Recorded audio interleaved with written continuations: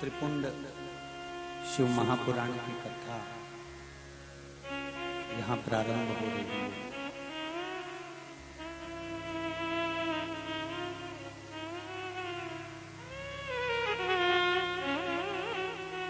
और ये कोई साधारण सा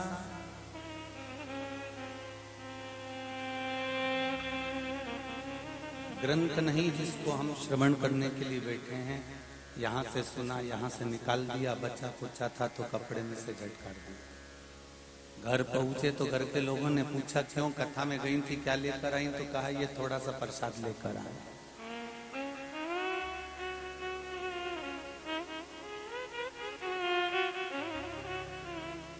सात दिन की कथा में से हमको जो अच्छा लगे वो अपनी जिंदगी में उतारना, और जो ठीक ना लगे उसको यहीं रायसेन से जाते जाते बेतवा पड़े तो उसमें डाल दे, छोड़ दो।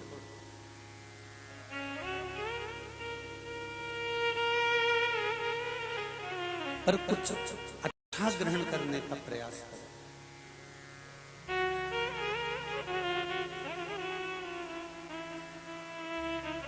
जितना बड़ा बड़ा पद व्यक्ति को मिलते चले जाता है, उतना उतना व्यक्ति में अभिमान आते चले जाता है।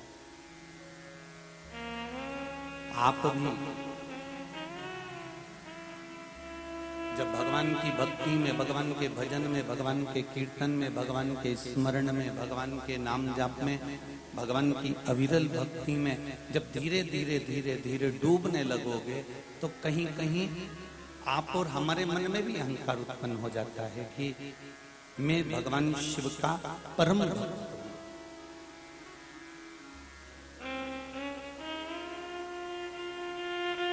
कई माताएं बड़ी अभिमान में कह देती हैं मैंने 4 बार 16 सोमवार करे महाराज। तो महाराज जी नारियल देने गए थे सीहोर वाले कि 4 बार अपने को 16 सोमवार का व्रत करना है। अरे महाराज मैंने 10 बार 16 सोमवार करे, मैं ये व्रत इतनी बार करती हूँ, मैं ये उपाय इतनी बार करती हूँ, मैं ये उपासना इतनी बार करती हूँ, मैं नवरात्रि के व्रत करती हूँ तो नंगे पैर चलती हूँ, मैं नवरात्रि का व्रत करती हूँ तो लौंग खाकर व्रत करती हूँ, मैं ये व्रत करती हूँ तो ऐसे करती हूँ। हमारी साधना को, हमारी उपासना को, हमारे भजन को, हमारे कीर्तन को, हमारे मंत्र जाप को, हमारे नाम जाप को कभी हमें मुख से नहीं कहना कि हमने किस तरह से। हमें तो ये सोचना है कि हमारे भजन से, हमारे कीर्तन से, हमारे मंत्र जाप से, हमारे स्मरण से, हमारे भगवत स्मरण से भगवान कितनी बार रीझा है हमको ये देखना है। हमने कितनी बार करा वो नहीं देखना, और रीझा कितनी बार।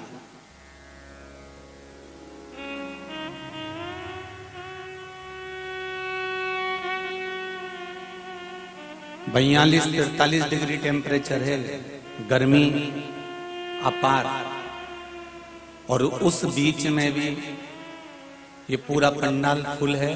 साइड के पंडाल फुल है, इधर साइड का पंडाल फुल है, और पीछे का पंडाल फुल है, और लोग खड़े हैं।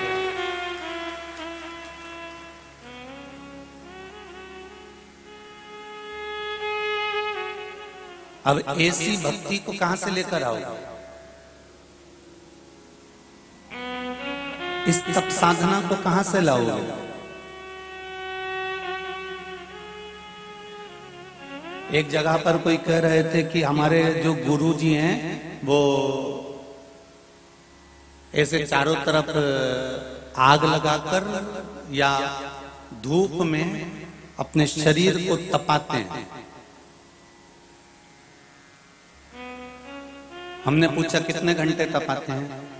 तो कहा 2-2.5 घंटा वो बिल्कुल सूर्य की तपन में और तपते हैं। हमने कहा ठीक है। यही की यही देवऋषि नारद के मन में भी एक प्रश्न खड़ा हो गया था कि मैं जितनी बार भगवान का नाम लेता हूं, संसार का व्यक्ति उतनी बार नाम नहीं ले सकता। तो भगवान ने उनके हाथ में खीर का पात्र दे दिया था, खीर का कटोरा दे दिया था और कहा था ये खीर का कटोरा ले जाओ। और भगवान विष्णु ने कहा ये शंकर जी को देकर आओ, पर इसमें से एक बूंद खीर भूमि पर नहीं गिरना चाहिए। नारद जी उस खीर के पात्र को लेकर गए, शंकर भगवान को ले जाकर दिया, बड़े आराम से बैठे। शंकर जी ने पूछा नारद जी बहुत थके थके दिख रहे हो। नारद जी बोले कोई टेंशन नहीं है, बस खीर यहाँ तक पहुंच गई, उसी की चिंता थी। खीर दी, नारद जी वापिस भगवान विष्णु के पास पहुंचे। आप मुझे बताओ कि मैं बड़ा कि संसार का मनुष्य बड़ा? मैं दिन भर श्रीमन नारायण का नाम लेता हूँ, भगवान का भजन करता हूँ, और संसार का मनुष्य दिन भर काम में लगा रहता है, दुकान में लगा रहता है, फैक्ट्री में लगा रहता है, व्यापार में लगा रहता है, नौकरी में लगा रहता है। वो भगवान का नाम नहीं ले पाता जितना मैं लेता हूँ। अब आप ये बताओ कि मैं बड़ा कि वो बड़ा है? भगवान विष्णु ने कहा ये बताओ देवऋषि नारद, तुम खीर लेकर गए थे तो भगवान का नाम कितनी बार लिया था? देवऋषि नारद कहते हैं नाम लेता तो खीर टपक जाती। अगर मान लो मैं नाम लेता तो खीर नीचे गिर जाती, खीर लुढ़क जाती, खीर टपक जाती, इसलिए नाम नहीं लिया। मैं तो बस तुरंत जाकर शंकर जी को देकर आ गया। भगवान विष्णु ने कहा नारद जैसा काम तुम्हें दिया वैसा काम संसार के एक एक मनुष्य को दिया है कि काम करते रहे, नाम जपते रहे। तूने खीर ले जाते एक बार भी मेरा नाम नहीं लिया। कम से कम दुनिया के लोग काम करते करते राम नाम और कृष्ण नाम और शिव नाम लेते तो हैं, इससे बढ़कर और क्या चाहिए?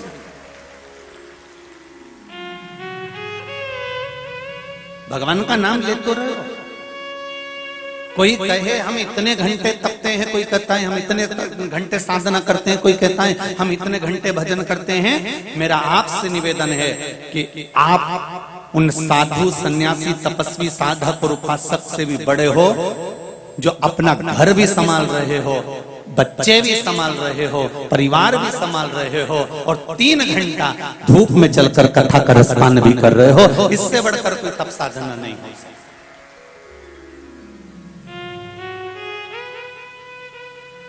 और ये तो कुबेर भंडारी की कथा है, शिव महापुराण की कथा है। हम तो 7 दिन में बाँचकर चले जाएंगे और आप भी 7 दिन में सुनकर चले जाओगे। पर 7 दिन में जो आपने श्रवण किया है, 7 दिन जो आप 2 कदम चलकर रायसेन के इस पावन ग्राउंड में कथा सुनने के लिए गए हो, जितना पसीना, जितना तप, जितनी साधना से आपने शिव महापुराण की कथा सुनी है, 3 महीने के अंदर मेरा भोलेनाथ कितना देता है ये वही जान सकता है। आपने तो जो तप कर लिया, आपने तो साधना कर लिया, आपने तो भजन कर लिया, आपने तो कीर्तन कर लिया, आपने तो मंत्र जाप कर लिया। हमारा किया गया भजन कीर्तन स्मरण मंत्र जाप नाम जाप हमारे सामने कब प्रकट होता है, इसका आप अंदाजा नहीं लगा सकते।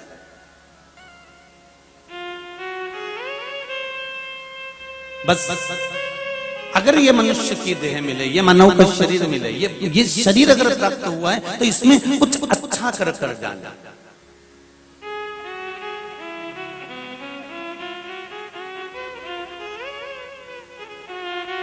कई लोगों की आदत होती है भोजन की थाली में सब कुछ रखा होता है, गुलाब जामुन भी रखी है, रोटी भी रखी है, सब्जी भी रखी है, पापड़ भी रखा है, सब कुछ रखा है, उसमें नमक भी रखा है।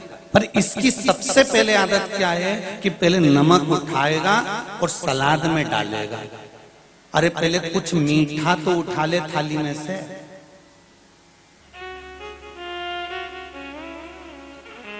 खारा खारा ही ढूंढता है। 2 तरह के लोग भोजन करने बैठते हैं। एक थाली आई, भगवान को भोग लगाया, हाथ जोड़ा, भगवान से नमन करा, प्रार्थना करी, और इन्हें सबसे पहले खीर ने, गुलाब जामुन ने, बालूशाही ने, मीठा कुछ भी रखा था उसमें से थोड़ा सा लिया और मुंह में रखा, उसमें नमक को हाथ नहीं लगाया। पर कई लोगों की आदत रहती है सबसे पहले जो भोजन की थाली आई, इन्हें सबसे पहले नमक उठाया और सलाद में बुरबुराया, और फिर सबसे पहले इन्हें सोचा कि मेरे बराबर वीआईपी कोई नहीं, मतलब मैं ही खाना जानता। पर शिव महापुराण की कथा कहती है एक बार माता अन्नपूर्णा के दरवाजे पर भगवान शंकर, काशी नरेश मां अन्नपूर्णा के दरवाजे पर जब भोजन करने के लिए गए 3 बार अलख लगाई मेरे शंकर भगवान ने अन्नपूर्णा के दरवाजे पर कि मुझे भोजन करना है अन्नपूर्णा। मेरा शंभु, मेरा त्रिकालदर्शी, मेरा कैलाशी, मेरा अविनाशी, मेरा शिव 3 बार आवाज लगाए कि अन्नपूर्णा हमको भोजन करना है, अन्नपूर्णा हमें भोजन करना है, अन्नपूर्णा हमें भोजन करना है। आज अन्नपूर्णा देवी ने भोजन की वही थाली लगाई जैसे आपकी पत्नी आपके सामने लगाती है, जैसे आपके रिश्तेदार आपके सामने लगाते हैं, जैसे आपका परिवार का व्यक्ति आपके सामने लगाता है। वही थाली, वही नमक, वही मिर्ची, वही पापड़, वही गुलाब जामुन, वही इमरती, वही भजिया, वही पकौड़ा, सब कुछ लगाया।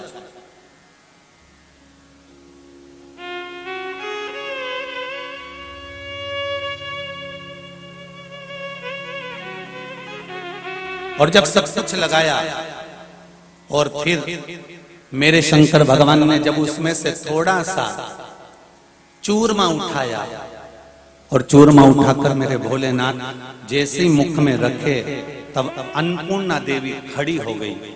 अन्नपूर्णे सदा पूर्णे शंकर प्राण वल्लभ है। शंकर भगवान के हृदय में निवास करने वाली मां अन्नपूर्णा, भगवान शिव के हृदय में निवास करने वाली मां अन्नपूर्णा उसी समय पर सामने आकर खड़ी हो गई और भगवान शिव के सामने आकर खड़ी होकर कहा अन्नपूर्णा देवी ने, धन्य है विश्वनाथ, आप धन्य है। कई लोग कहते हैं भगवान शंकर को विश्वनाथ क्यों कहते हैं?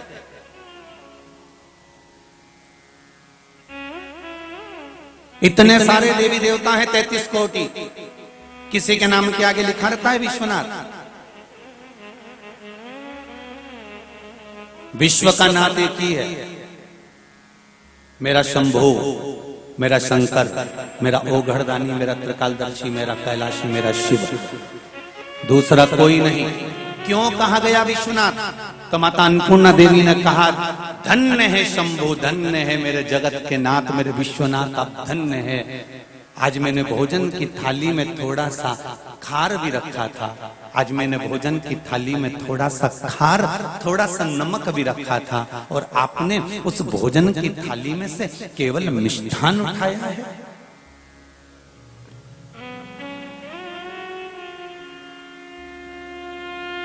बहुत समझने की कथा है शिव महापुराण। और मेरी जीजियां बैठी हुई हैं, माताएं बैठी हुई हैं, मेरे भाई लोग बैठे हैं, बच्चे लोग बैठे हैं, छोटे छोटे से नवयुवक बच्चे भी बैठे हुए हैं। उनसे कहूंगा कि पहले अगर भोजन करने जाना, चाहे होटल में कर लो, चाहे जाकर घर में, चाहे मेहमानी में कर लो, नमक को हाथ बाद में लगाना, ये शिव महापुराण की कथा कर रही है। वो बाद में छुआ जाएगा, वो बाद में छूना, सबसे पहले भोजन को हाथ लगाना। क्यों? क्योंकि अन्नपूर्णा देवी ने कहा, विश्वनाथ जी, ऐ शंभु, ऐ त्रिकालदर्शी है, कैलाशी है, अविनाशी, आप मेरे देव अधिदेव महादेव हैं। आपने भोजन के इस थाली में से सबसे पहले मिष्टान को क्यों उठाया? तब मेरे शंकर भगवान कहते हैं, अन्नपूर्णा, जब संसार में रहने वाला, मृत्यु लोक में रहने वाला मनुष्य भोजन की थाली में से, अन्नपूर्णा की थाली में से मिष्ठान लेकर अपने मुख में रखता है तो उसके पूर्वजों को पिंड की जरूरत नहीं पड़ती, वो अपने आप मर जाता है। मात्र हमारे शरीर में 33 कोटि देवताओं का स्थान है। शिव महापुराण की कथा कहती है 32 जगह पर तिलक लगाया जाता है इस शरीर में।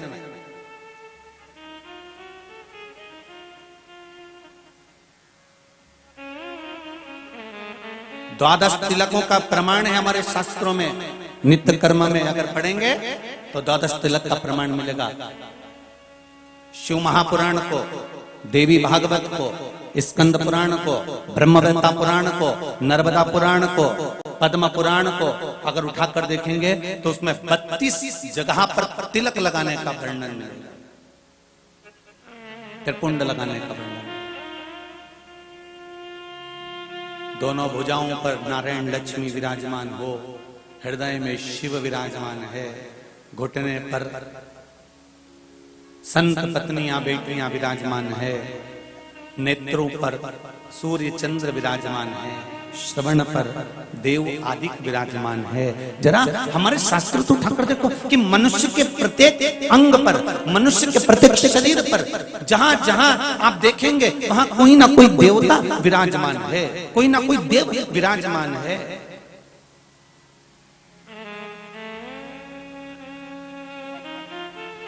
भूख लगी हो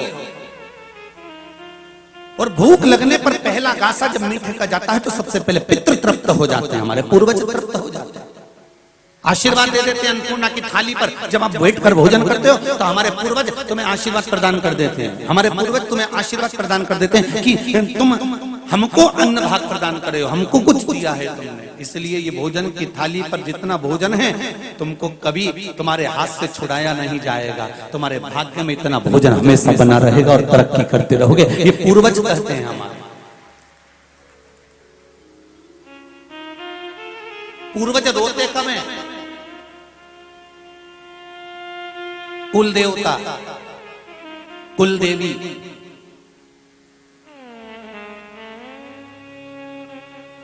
अब शब्द श्राप बद्दुआ कब देते हैं?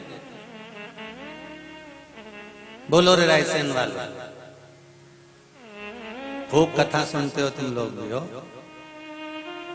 कल रात्रि को देखा जब हम आए तो रायसेन के दोनों साइड आप लोग खड़े होके न बिल्डिंग पे से न नीचे न ऊपर, और क्या पता तैयारी करके बैठे थे, क्या करके बैठे थे, फूल तोड़ तोड़ के इकट्ठा करके, और जो धम धम मार रहे थे।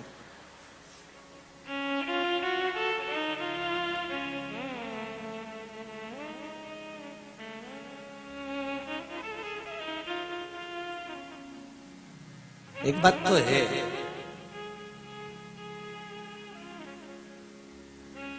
रायसेन रायसेन ये तो है, दमदारी तो है हो, और तुम लोगों की भक्ति की दमदारी भी बहुत बहुत हृदय से भगवान की भक्ति में रमे हुए हो। इससे बढ़कर कोई सुख नहीं है हमारा। और क्या किसको रोइए,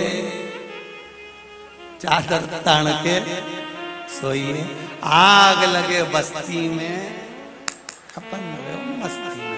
क्या फालतू के नाटक में पढ़ना, ने उसने ये कह दिया, ने उसने वो दे दिया, ने उसने यूं बोला, ने उसने यूं बोला, कहीं नहीं करना अपने।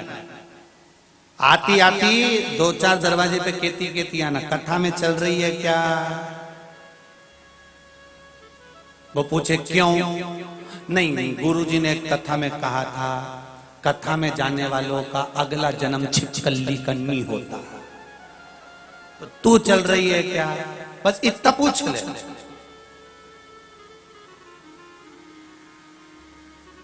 पहले भी कथा में कहा कि अपने नगर में, अपने मोहल्ले में, अपने क्षेत्र में, अपनी कॉलोनी में, अपने क्षेत्र के अंतर्गत कहीं कथा हो, दरवाजा छोड़कर जरूर जाना। जिस व्यक्ति से अपना घर नहीं छूटता उसका अगला जन्म छिपकली का होगा। सीहोर वाला महाराज नहीं बोल रही हो, नहीं तो तुम हमको कह दो कि तुमने ऐसा बोला। नहीं, गरुड़ पुराण में लिखा, और गरुड़ पुराण में तुम पढ़ ले। क्यों? जिससे घर नहीं छूटा, कहीं कहीं छिपकलियों को देखना, तुम इनको झाड़ दो, न झाड़ू से जुड़ा दो, न भगा दो, वो छिपकली वापिस वो मरकन्नी के पीछे जाके छिप जाए। बोलो जी सही है कि गलत है? तुम छिपकली को कितना ही भगाओ, वो बाथरूम से बाहर ही नहीं निकले, वो कमरा से बाहर ही नहीं निकले, वो बिल्कुल पलंग के पीछे भरी रहे। और पलंग के पीछे से भगाओ तो वो एसी के पीछे चली जाए, एसी से भगाओ तो कूलर के पीछे चली जाए, वो छिपकली कमरे से निकले ही नहीं। तो भगवान ने भी किया ये छिपकली को देखकर पहचान जाना कि तुम्हारे घर का दादा परदादा कहीं का बुजुर्ग नहीं जाता था कथा में, तो बापड़े को यहाँ चिपका दिया छिपकली बना के। तो अब ये निकल नहीं रहा, वो तुम कितना ही भगाओ नहीं निकलेगा। तो तुम सावधान रहना रायसेन वालों, तुम सावधान रहना। आते आते अड़ोसन पड़ोसन और पीछे वाली धड़ोसन इसके भी कह देना हो चल रही क्या? तो बोले कहाँ? तो के कथा में जा रही मैं तो के जाने से क्या होगा कि 84 लाख योनियों में छिपकली की योनि नहीं मिले, बहुत गंदी लगे हमारे छिपकली। नहीं, तुम्हें अच्छी लगे तो तुम बनना चाहो तो कथा में भले मत आ जाओ, पर तुम किसी को कह सकते हो कि मेरे को नहीं बनना चाहिए।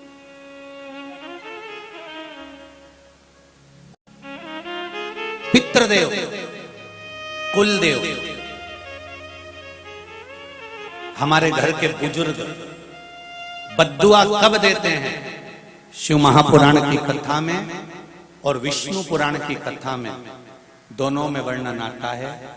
जब कोई मनुष्य अपने भोजन की थाली में भोजन झूठा छोड़ता है, तब पूर्वज और पितर बद्दुआ देते हैं, श्राप देते हैं, बद्दुआ देते हैं, श्राप देते हैं। मेरा जितने लोग ये बफेट करते हैं, बड़ी बड़ी पार्टियां करते हैं, ने चाउमीन का स्टॉल लगा लो, ने पानी पतासा लगा लो, ने छम्मक लड्डू लगा लो, ने ये काजू कड़ी, ने ये गड़ी, ने वो बड़ी, ने छोटी उनंग पड़ी, सब स्टॉल ढेर सारे लगाए। तुमने कटोरा भरकर 2 चम्मच खाया, बाकी का डस्टबिन में डाल दिया। आधी चम्मच खाया, डस्टबिन में पटक दिया। प्लेट में जितना लिया भर कर ले लिया, नहीं खाया पटक दिया। काजू कड़ी भी पटक दी, ने पालक पकौड़ी भी पटक दी, ने ये भी पटक दी, तुमने तो पटक दिया। पर शिव महापुराण की कथा और विष्णु पुराण कहती है कि उस अन्न की थाली में जितना अन्न तुमने झूठा छोड़ा है, तुम्हारे पूर्वज तुम्हें बद्दुआ प्रदान करते हैं। उसकी एक कथा शिव महापुराण के अंतर्गत आती है, आप ध्यान लगाकर सुनिए। कर्म हम बुरा करते हैं तो भोगना भी हमको ही पड़ता है, इस जन्म में नहीं तो अगले में भोगोगे। पर शिव महापुराण की कथा तो कहती है कि अगला जन्म किसने देखा? ना तो सीवर वाला महाराज देख के आया, ना रायसेन वाले देख के आए, और जो गए देखने वो आज तक नहीं आया। और तुम्हारा कोई रिश्तेदार गया, उससे पूछ लेना फोन लगा के, ऊपर हालत कैसी है।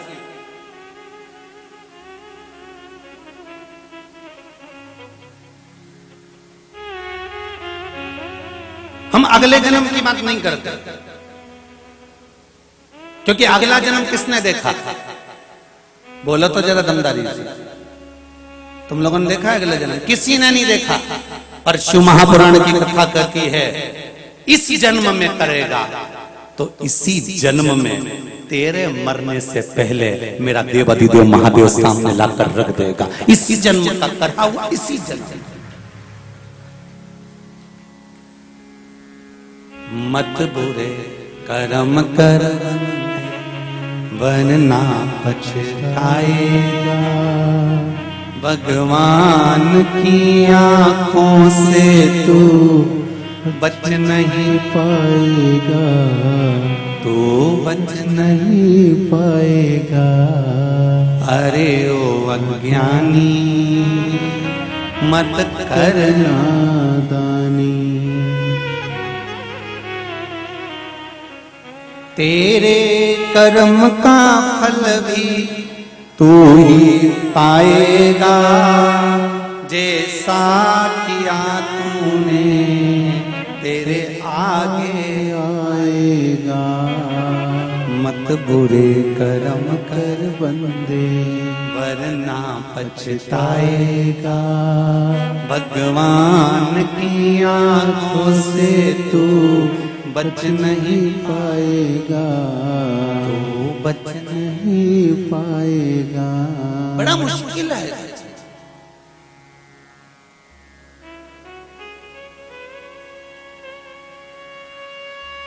किसी को देखकर हमें दया आ जाती है कि इसको ये तकलीफ है, इसको ये कष्ट है। और शिव महापुराण की कथा कहती है उसके पूर्व जन्म का भी तो भान रखो।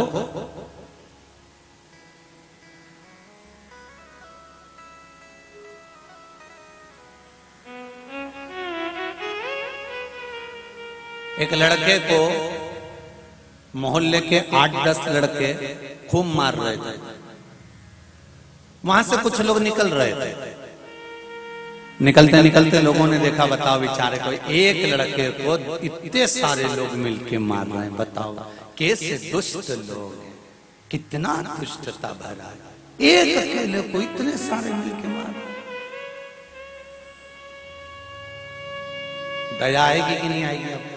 अरे बोलो तो जम के कि एक को इतने सारे मिलके मार रहे हैं।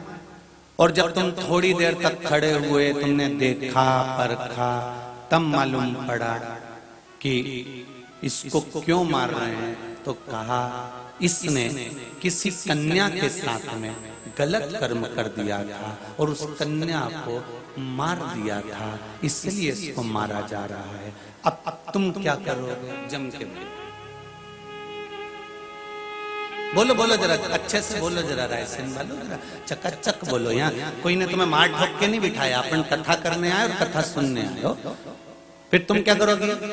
तुम भी कहोगी ना, दे रे छोरा दे, लाई में अंदर से मोगरी धो पकड़ के, गलत काम करता है, दे दो धर के और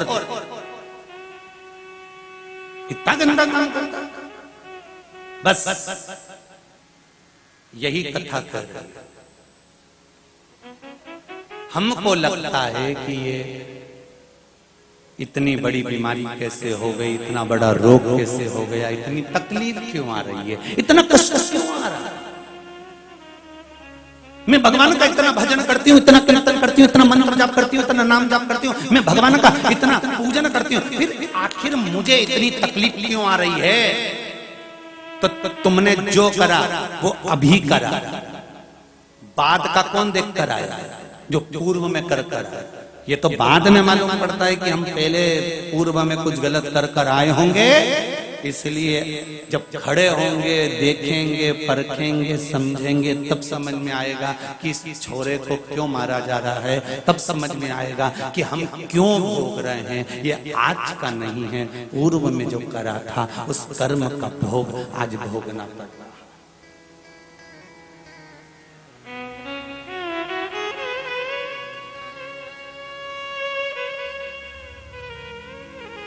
आज सवेरे की बात है, कोई कह रहा था गुरुजी वो धृतराष्ट्र का पूरा वंश मिट गया था। गुरुजी उसके सुपुत्र मर गए।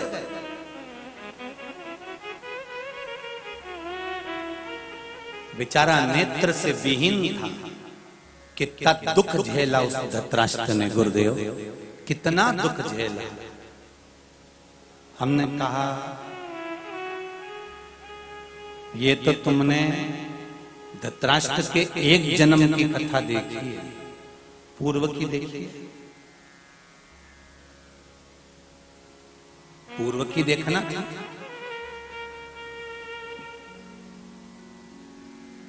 क्यों आंखें नहीं दी धृतराष्ट्र को भगवान ने?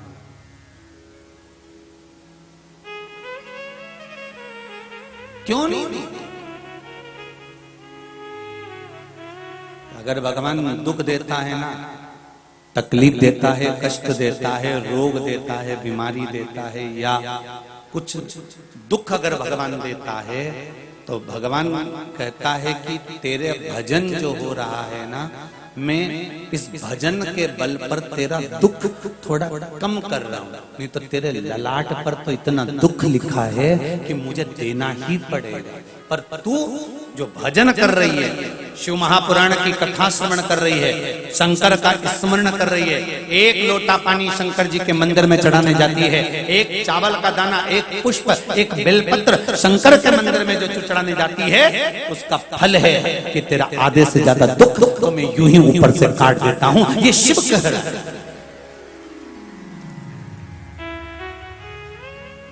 तेरा आधे से ज्यादा दुख तो यूं ही कट जाता है। अरे भाई जरा धृतराष्ट्र के पूर्व जन्म की कथा भी तो देखो कि जो धृतराष्ट्र की आज आंखें नहीं है, जिस धृतराष्ट्र के आज 100 बच्चे उसके सामने मर गए हैं, वो धृतराष्ट्र ने पूर्व में क्या करा होगा? एक नगर का राजकुमार था धृतराष्ट्र। पूर्व में बड़ा सुंदर नगर, जहां का बड़ा सुंदर युवराज थे धृतराष्ट्र, उस नगर के बड़े सुंदर।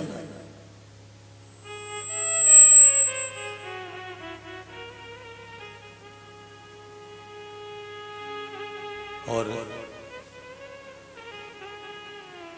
इतने सुंदर धृतराष्ट्र, इतने सुंदर थे, उस नगर के राजकुमार थे। युवान जब अवस्था आती है, मेरी बहनें और मेरे भाई बैठे हैं यहाँ युवान अवस्था वाले,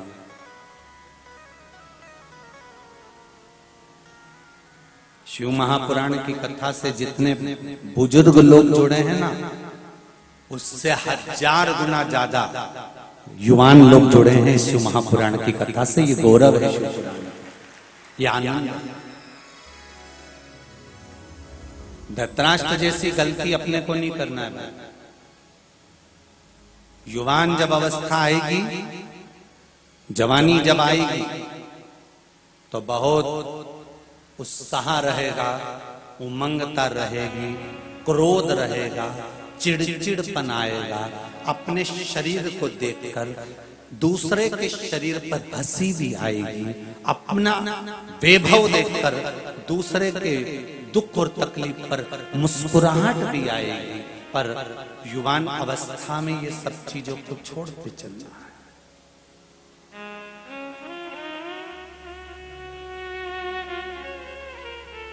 बहुत सावधानी रखना है युवान अवस्था में।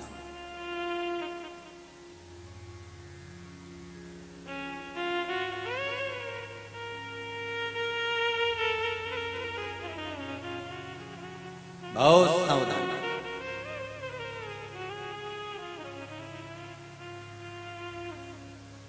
शिव का जब तक आदेश ना हो तब तक पत्ता नहीं हिलता।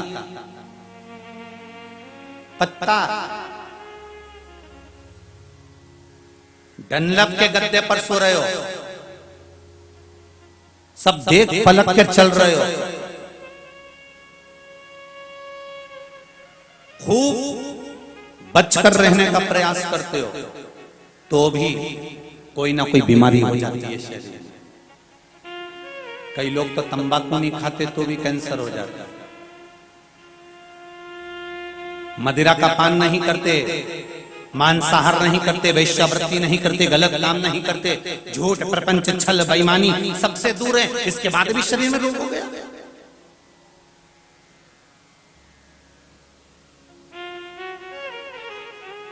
कभी कभी ऐसा होता है, सांप के ऊपर पांव रखा जाए तो भी सांप नहीं डसता। और कभी कभी ऐसा होता है, सांप वहां और तुम जा रही यहां और सांप आकर डस लेता है। बोलो सही है कि गलत है? सांप आएगा और डस लेगा, कारण क्या है? तो सांप से पूछा गया, क्यों रे सांप, तेरे ऊपर पांव रखा तो तूने उसको डसा क्यों नहीं? तेरे पास जहर था, तू मार सकता था, डस लेता। सांप ने कहा नहीं, डस तो मैं लेता पर आज्ञा नहीं थी ऊपर से। ऊपर से आज्ञा होती ना तो तुरंत डस लेता। उसी तरह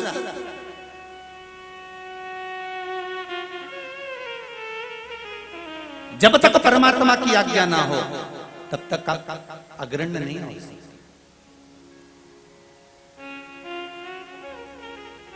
बड़ा सुंदर युवराज है धृतराष्ट्र, बड़े सुंदर युवराज। आज घोड़े पर सवार होकर धनुष और बाण लेकर चल पड़े वन में 4 मित्रों के साथ। और मित्र भी कैसे?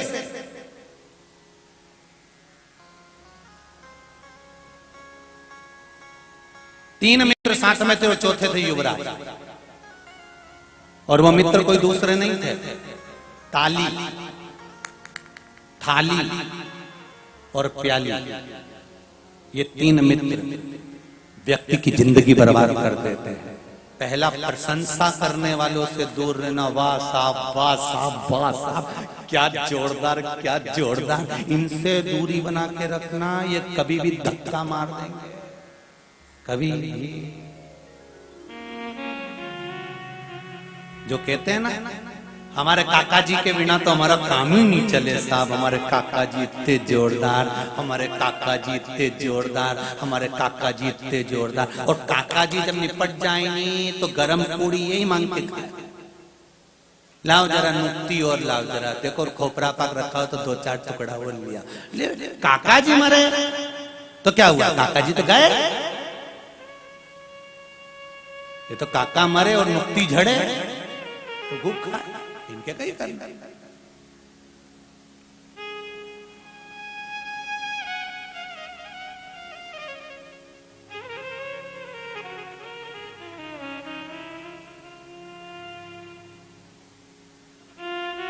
नवरात्र चालू हुई है, आज दूसरा दिन है ना। खूब तैयारी करी होगी तुम लोगों ने भी नवरात्रि की। सब लोगों ने खूब जोरदार तैयारी करी होगी। 5 किलो आलू, 3 किलो साबूदाना, चिप्स, राजगीरा। और बताओ जीजियों जरा और क्या क्या रह गया इसमें? कितनी तैयारी करी, जितनी तो माता रानी को बिठाने की तैयारी नहीं थी उतनी। और बच्चा पूछा था तो छोरी से पूछ लिया तू क्या क्या खाएगी, तो कि मम्मी मुझे तो साबूदाने की खीर अच्छी लगी। चिंता मत कर, कल महाराज एरिया है, शाम के वही बना डालना। तू तैयार। फिर इधर वाले छोरा, हाँ मम्मी तू कहीं खाएगा? क्यों? कल नवरात्रि बैठी रही है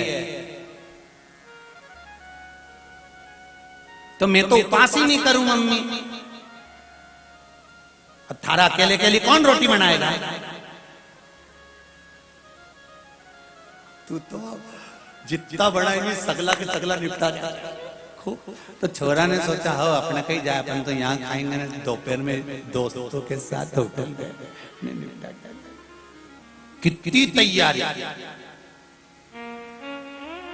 नवरात्रि आई तो खाने की तैयारी करी, दिवाली आई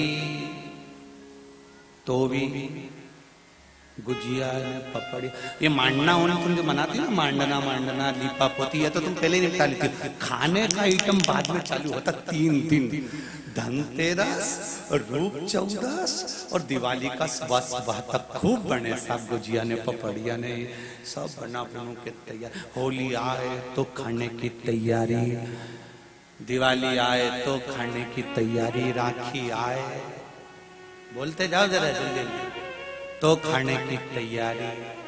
एक तैयारी तुमने करके नहीं रखी, जाने की तैयारी कि वहां जाना है और समय का ठिकाना नहीं है कि कब जाना है, कब समय पूरा हो जाए, किस घड़ी कब प्राण छूट जाए, किसको मानो।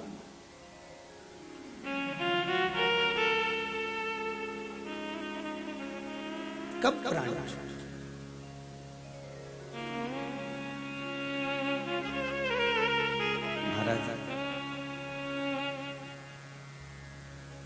और प्राण अगर छूट भी जाए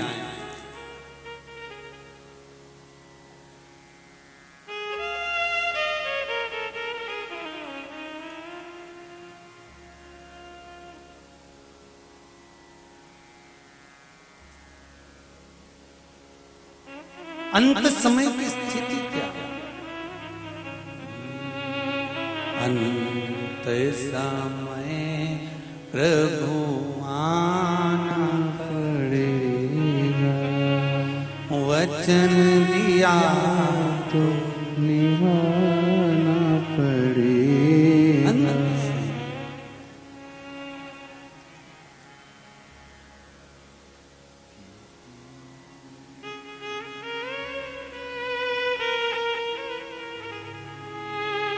टूट जाए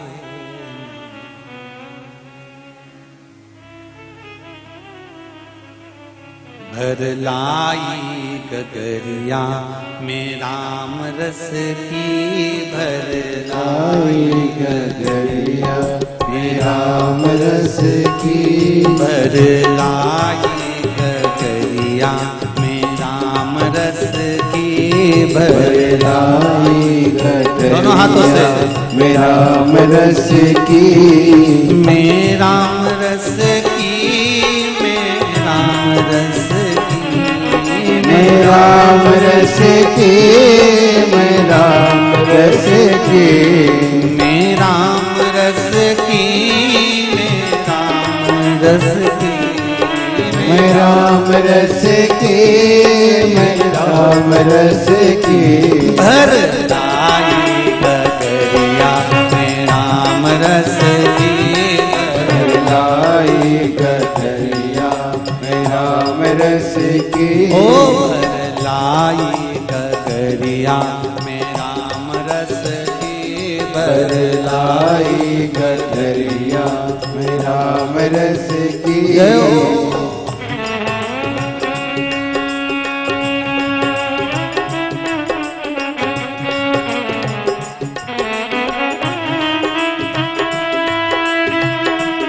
बड़े आनंद से।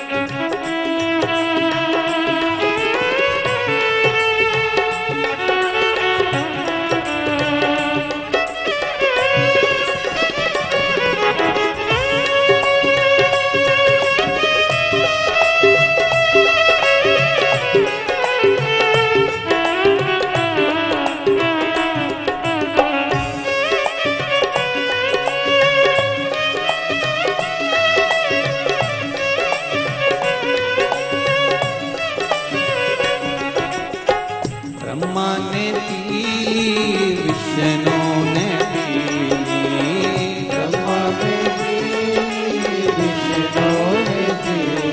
ओ ब्रह्मा ने पी, विष्णु ने पी, ब्रह्मा ने पी, विष्णु ने पी। भोले बाबा ने पी, लगाए चुस्की, भोले बाबा ने लगाए रस की। भर लाई गगरिया में राम रस की, भर लाई गगरिया में राम रस की। ओ राम रस की, हरि के रस की, ओ राम रस की, रस की। हाँ राम रस की, प्रभु के रस की, राम रस की, भक्ति रस की। भर लाई गगरिया में राम रस की, भर लाई गगरिया में राम रस की। ओ भर लाई गगरिया में राम रस की, भर लाई गगरिया में राम रस की। हर हर महादेव। जय हो, जय हो।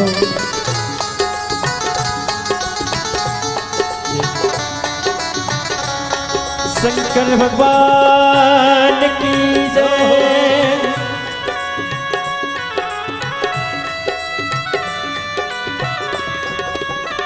शंभो।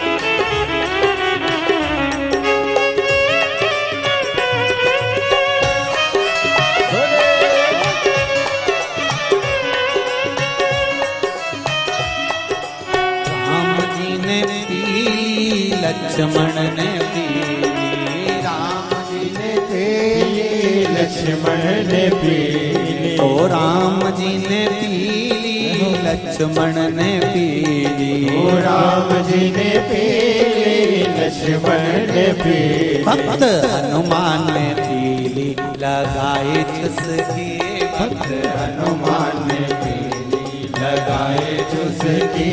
भर लाई गगरिया में राम रस की, भर लाई गगरिया में राम रस की। अरे राम रस की प्रभु के रस की, ओ राम रस की भूमि रस की।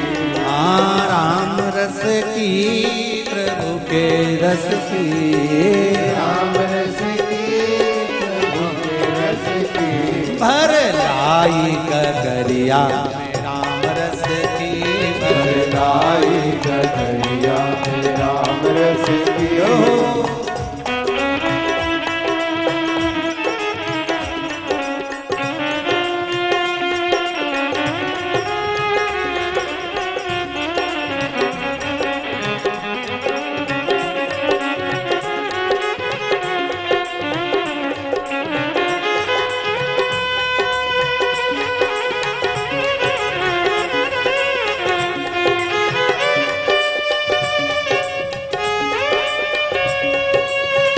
जय हो।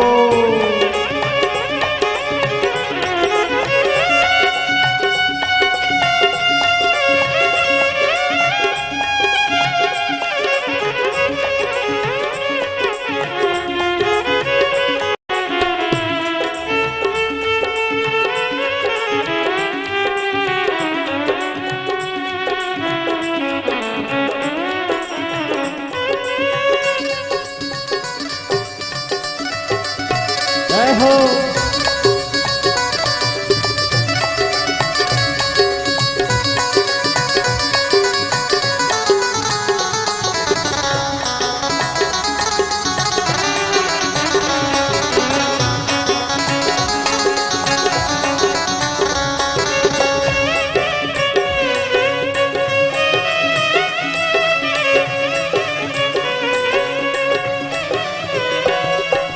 साधुओं ने पीली संतों ने पीली, साधुओं ने पीली संतों ने पीली। ओ साधुओं ने पीली संतों ने पीली, साधुओं ने पीली संतों ने पीली। अरे साधुओं ने पीली संतों ने पीली, साधुओं ने पीली संतों ने पीली। मुनि नारद ने पीली लगाए चुस्की, मुनि नारद ने पीली लगाए चुस्की।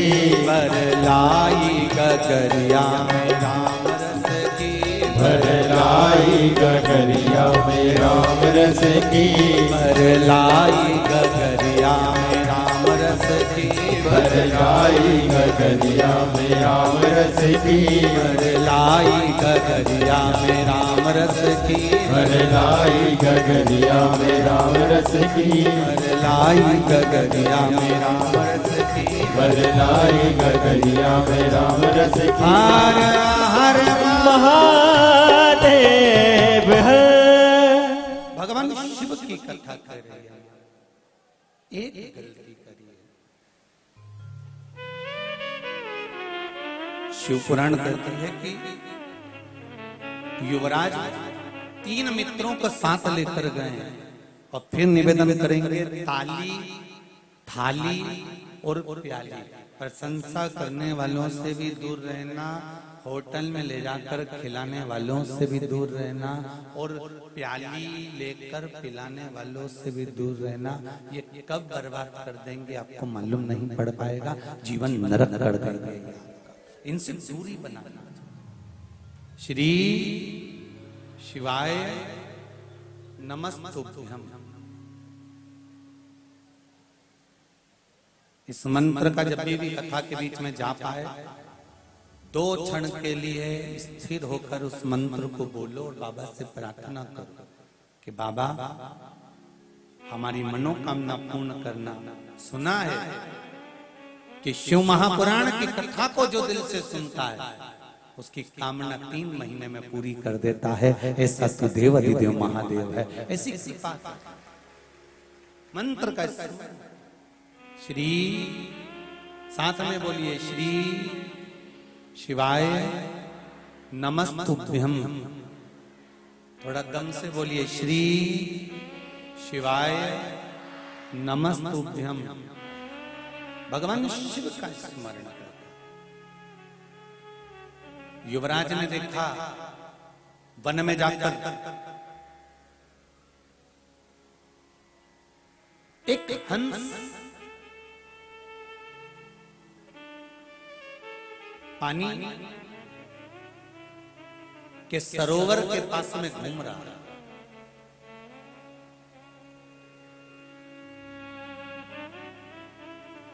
देखिए कर्म का फल देखिए। हंस सरोवर के नजदीक में घूम रहा है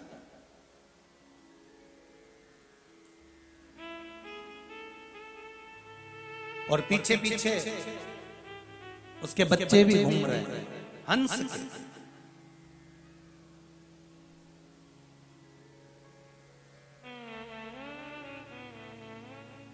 पीछे पीछे हंस के बच्चे घूम रहे हैं और हंस सरोवर में बड़े आनंद के साथ में घूम रहा है।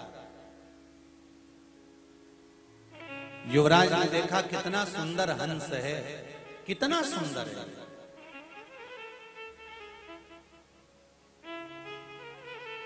बड़ा बड़ा सुंदर अलौकिक छटा इसके चेहरे पर, इसके स्वरूप में है। युवराज ने तो मन में सोचा इतना सुंदर हंस है, कितना सुंदर है, कितना सुंदर विचरण कर रहा है। शिव महापुराण की कथा कहती है प्रकृति की जो सुंदरता है वो प्रकृति में रहे, इससे बढ़कर कोई सुख नहीं हो सकता। और प्रकृति की सबसे बड़ी सुंदरता है जल और वृक्ष। ये दो चीजें पृथ्वी की सबसे बड़ी सुंदरता है। क्या क्या चीजें हैं? जम के बोलिए जरा। एक जल पानी और दूसरा जम के बोलो वृक्ष।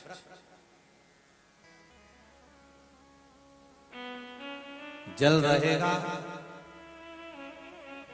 और वृक्ष रहेगा तो ये पृथ्वी की सुंदरता बनती है। युवराज ने विचार करा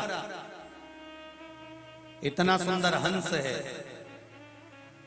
मैं इसके सुंदर सुंदर छोटे छोटे बच्चे हैं इनको पकड़ता हूं। पर मित्र जो होते हैं ना, साथी जो होते हैं, दोस्त जो होते हैं ना, ये थोड़ी सी राय तो देते हैं पर अलग तरह की देते हैं।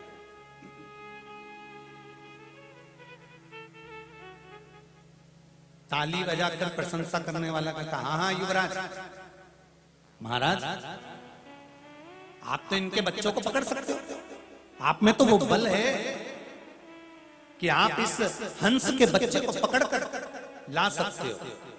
चलो हम भी आपकी हेल्प करते हैं, सहायता करते हैं। इतने में दूसरा मित्र बोला रुको रुको रुको, अगर मान लो हंस के बच्चों को पकड़ा लेकर आए और हंस ने देख लिया ना तो वो आक्रमण करेगा, अपनी चोंच से वो हमको मारेगा। फिर तीसरा बोला एक काम करो, जब हंस के नेत्र ही नहीं रहेंगे तो उसको मालूम कहां से पड़ेगा कि उसके बच्चे हमारे पास में। बहुत ध्यान देना शिव पुराण के ऊपर। बहुत दूर दूर से आप लोग केवल कथा सुनने के लिए आए, इतनी चिलचिलाती हुई गर्मी में केवल कथा सुनने के लिए आए। छूटना नहीं चाहिए जरा सी भी कथा, क्योंकि शिव महापुराण की कथा है, साधारण कोई पुराण नहीं है महाराज। इसको सुन लोगे तो बाबा तुम्हारी मुराद, तुम्हारे मन की अभिलाषा पूर्ण कर ही देगा। अब दिल से सुनो और दिल से उतारो इस कथा को अपने जीवन में।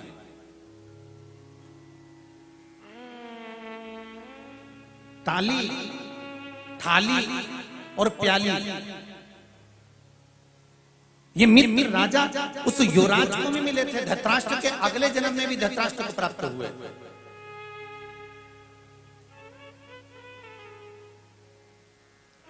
और हमको भी मिलेंगे। ऐसा नहीं कि आपको और हमको नहीं प्राप्त होंगे, ऐसे दुनिया में बहुत लोग मिलते हैं, बस आए बैठे, जब आपका जीवन का सुख का समय होता है, आपका जब शान का समय होता है, आपकी जब दौलत का समय होता है, सत्ता का समय होता है, वैभव का समय होता है, तब बहुत मित्र आपके पास में आकर खड़े होंगे। जब आपकी युवानी का समय होगा, जब आप युवान पद पर होंगे, जब आपके भीतर युवानता झलकेगी, तब आपके बहुत मित्र होंगे।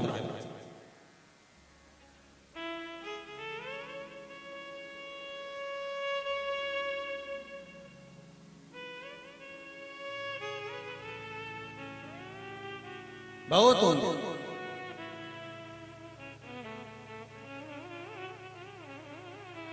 भाई खूब मित्र बनाओ, मना नहीं है, खूब सखा बनाओ, मना नहीं है, पर एक बात का ध्यान रखना, जिस धर्म से जुड़े हुए हो, जिस संप्रदाय से जुड़े हुए हो और जिस सनातनियों में जुड़े हुए हो, उन सनातनियों को ही बनाना, सनातन से हटकर किसी को मित्र बनाने का प्रयास न करें।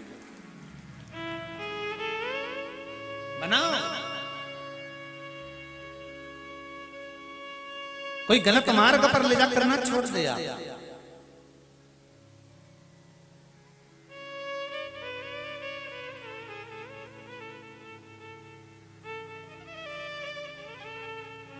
एक मित्र, युवराज को तो हंस अच्छा लगा।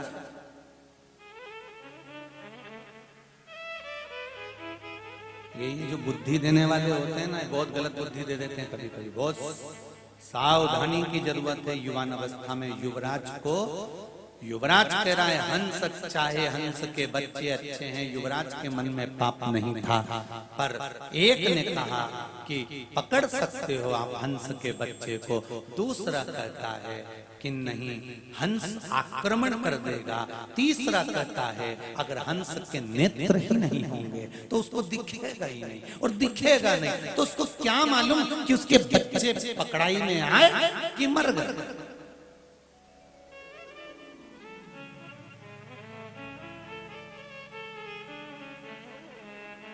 बहुत मिलेंगे आपको अकल देने वाले, पर समझदारी आप में होना चाहिए। एक बुजुर्ग व्यक्ति ट्रेन में सफर कर रहा था। बुजुर्ग, बहुत बूढ़ा, 85 साल की उम्र है जिसकी, डंडा हाथ में पकड़ा हुआ है, हालत कमजोर है, एक झोला टंगा हुआ है, चश्मा लगा हुआ है जिस पे बत्ती लटक रही है। समझदारी आपके पास होना चाहिए।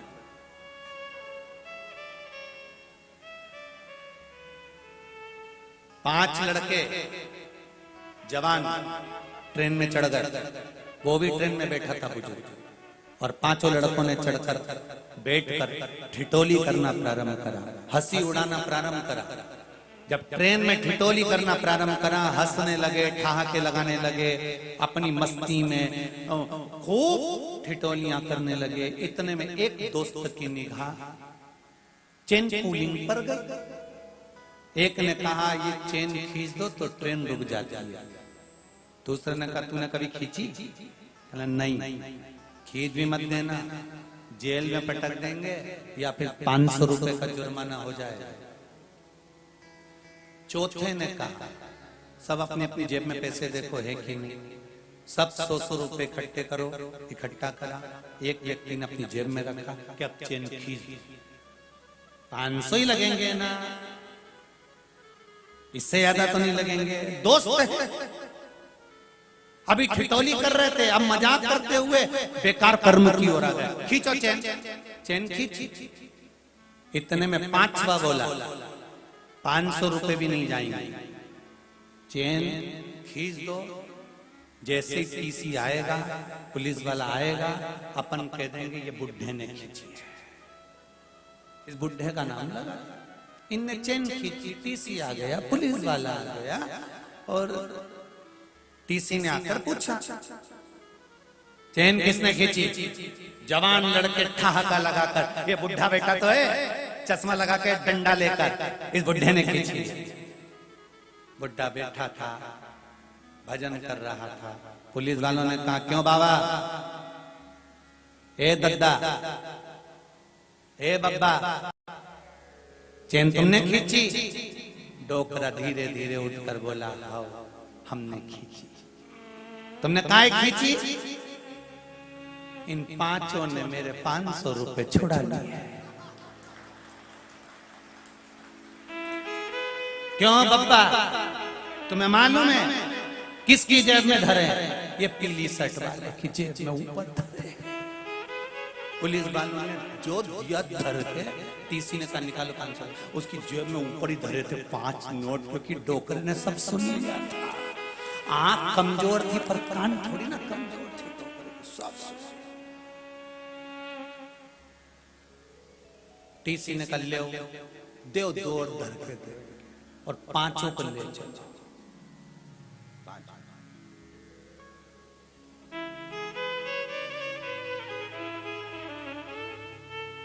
मित्र उपद्रव करवा सकते हैं, मित्र आपको अपशब्द कर सकते हैं, मित्र आपको गलत मार्ग पर ले जा सकते हैं, पर एक मित्र ऐसा भी होता है, सारे मित्र गड़बड़ नहीं हो सकते, एक मित्र ऐसा भी होगा जो तुम्हें सतमार्ग पर लेकर जाए, पर वो सत्कर्मी ही होना चाहिए, भजनावली ही होना चाहिए। पर आप लोगों की आदत इतनी बुरी है, जो भजन करने वाले होते हैं ना, उनसे तुम्हारी दोस्ती जरा कमी होती है। डेंटिंग पेंटिंग वालों से तुम्हारी दोस्ती बहुत जोरदार होती है। जो तुम्हें लगे नहीं कि जोरदार, जरा कपड़े मपड़े भी ऐसे फालतू के पहने और जो बहुत टिप टाप दिखे ना, तुम दोस्त ऐसों को बनाना चाहते हो, ऐसे नहीं कि जो भगवान की भक्ति में डूबे हुए हो, राम नाम कृष्ण नाम में डूबे हुए हो, भगवान की चर्चा में लगे हुए हो।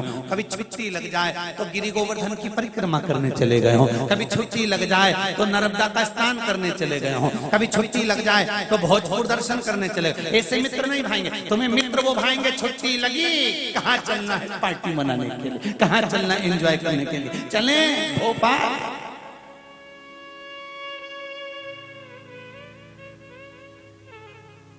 मिलेंगे, बहुत मिलेंगे, और सावधान रायसेन वालों, फिर सावधान हो जाओ। युवराज को मिले, एक कहता है पकड़ लो इनके बच्चों को हंस के, दूसरा कहता है नहीं हंस आक्रमण कर देगा, तीसरा कहता है युवराज अगर उसके नेत्र नहीं रहेंगे तो देखेगा कहां से। तो युवराज ने पूछा क्या करना चाहिए, आखिरी का बोला पहले सबसे पहले हंस को पकड़ो और हंस को पकड़कर इसकी आंखों को फोड़ दिया जाए।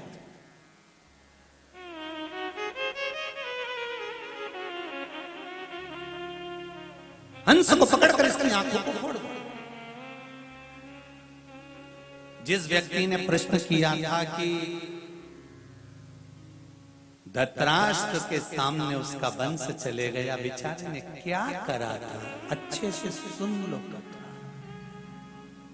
मत बुरे कर्म कर बंदे वरना पछताएगा, भगवान की आंखों से तू बच नहीं पाएगा, तू बच नहीं पाएगा। इसीलिए कहते हैं कि अपने अपने दरवाजे पर अंदर जाते और बाहर निकलते लिखवा दो तेरा क्या होगा रे कालिया।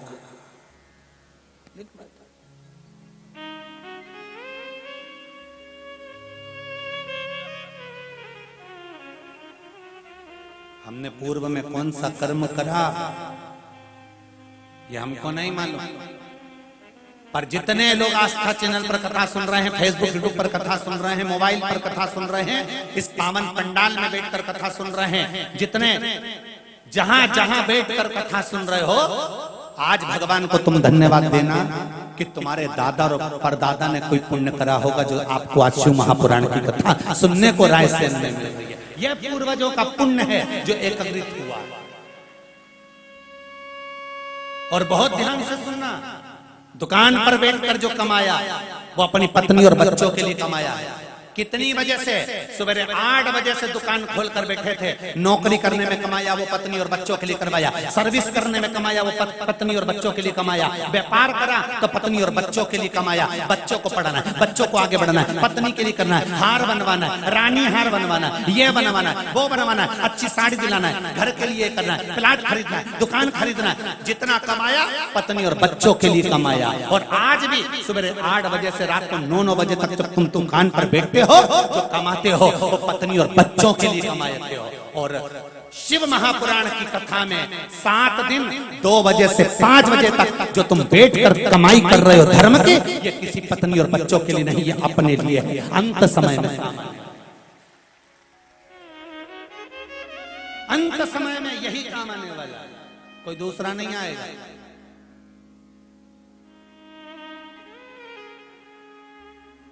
छूट जाए सब।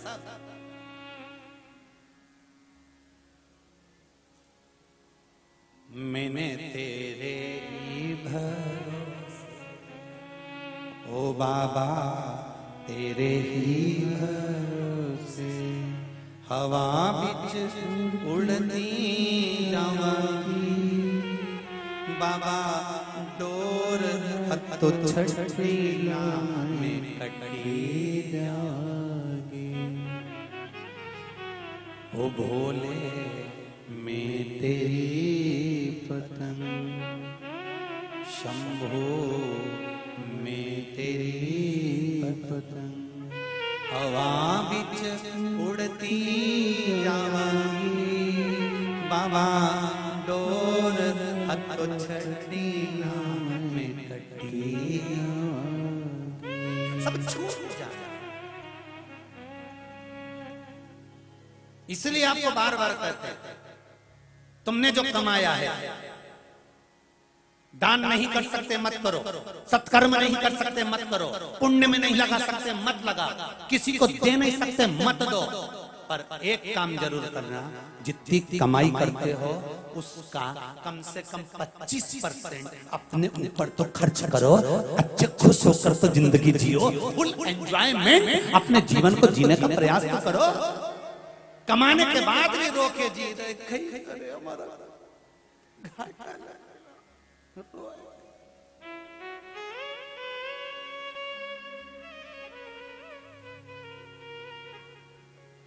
आज भगवान ने अच्छा समय दिया है ना, अरे बोलो तो जमते, दिया ना अच्छा समय, 2 रोटी भगवान दे रहा है ना, अच्छे से हाथ पैर चल रहा है ना, शरीर जोरदार है ना।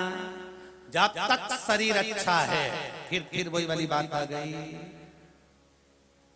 जब तक शरीर चले और तुम्हारे घर में चले, तब तक सब अच्छा काम कर लो। जिस दिन शरीर नहीं चलेगा और तुम्हारे घर में नहीं चलेगी, उस दिन कुछ नहीं कर पाओगे। छोरा से कहोगे, छोरा ए छोरा, कुबेरेश्वर महादेव के लिए 500 रुपए दान कर दे, छोरा 500 रुपए ले भी जाएगा, अपने खाते में जमा कर जाएगा, और डोकरी अपने दिख ही नहीं पाएगा।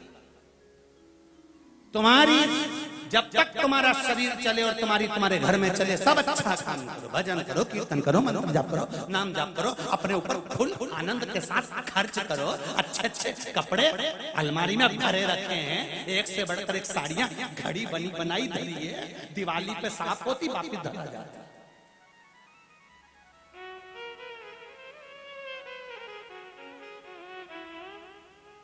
प्राण छूट जाएंगे अचानक। कोरोना महामारी आई थी, देख भगवान के पास तो बहुत सारे आइडिया हैं तुम्हें निपटाने के। तुम ये मत सोचना ऐसे कोरोना जैसे ढेर सारे आइटम रखे हैं उनके पास में, 1 मिनट चुटकी बजाते से कजन कित्तों को निपटा देता। और अलमारी में सब कपड़े धरे रह जाते हैं, कई काम नहीं आए, बाद में वो सब पड़े रह जाए, कौन पहनेगा? तुम्हारे दादाजी परदादाजी जो मर के गए, उनके कुर्ते पजामे आज तक अलमारी में धरे।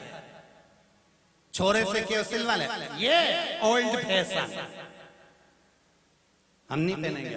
पहले की साड़ियां जिसमें बुजुर्ग बुजुर्ग माताएं गोटा लगा लगा के बनाती थी, ऐसी जोरदार जोरदार ऐसे बूटा बूटा की साड़ी पतली वाली ऐसी बना के रखती, बेचारी ऐसी गोल गोल कुछ होता था, कपड़ा फंसाती थी उसमें ऐसा गोल, फिर उसको सिल सिल के आंखें फोड़ फोड़ के बनाती थी, और वही साड़ी आज तक रखी है। और बहू से कहते बेटा मैंने बहुत प्रेम से बनाई, तू पहन ले। बहू के काम वाली को दे दो डोकरी, बर्तन कौन पहने यार। फिर निवेदन है, हो बलमस्त जिंदगी जियो, एक लोटा पानी का भरो, प्रसन्न होकर घर से चलो, और शंकर जी के मंदिर में जाकर शंकर भगवान को समर्पित करते चलो, जीवन सार्थक करते चलो, जीवन को आनंदित करते चलो, कुछ नहीं बिगड़ेगा। स्वस्थ सुबह उठो, एक लोटा पानी बलो, सूर्य नारायण भगवान को अर्घ दो, सिर से 8 इंच ऊपर हाथ हो, पानी की धार धीरे धीरे चल रही हो, उस पानी में से सूर्य नारायण भगवान का दर्शन कर रहे हो।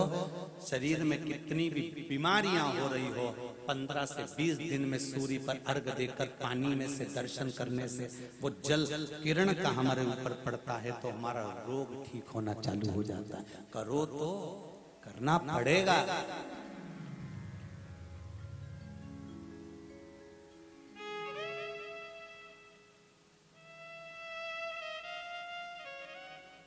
करो बच्चा। शंभु शरणे मांगली रे घड़ी, दुख काटो दया करी निदर्शन आपो। भगवान मेरे शिव कथा कर बहुत मिलेंगे बर्बाद करने वाले, पर आपकी भक्ति अगर दृढ़ है तो शिव आपके साथ है। ये पत्र में कई बहुत सारे पत्र आए और रखे हैं, अभी नीचे ढेर सारे हो, जो पढ़े हैं वो यहाँ रखे, जो नहीं पढ़े वो भी पत्र देखिए। विदिशा से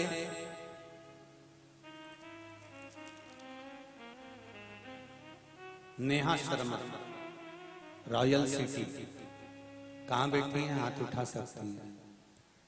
विदिशा से नेहा शर्मा, आप ही हैं बाबू, दोनों हाथ हिलाकर एक बार हर हर महादेव कर दो, हर हर महादेव। आपने पत्र लिखा है,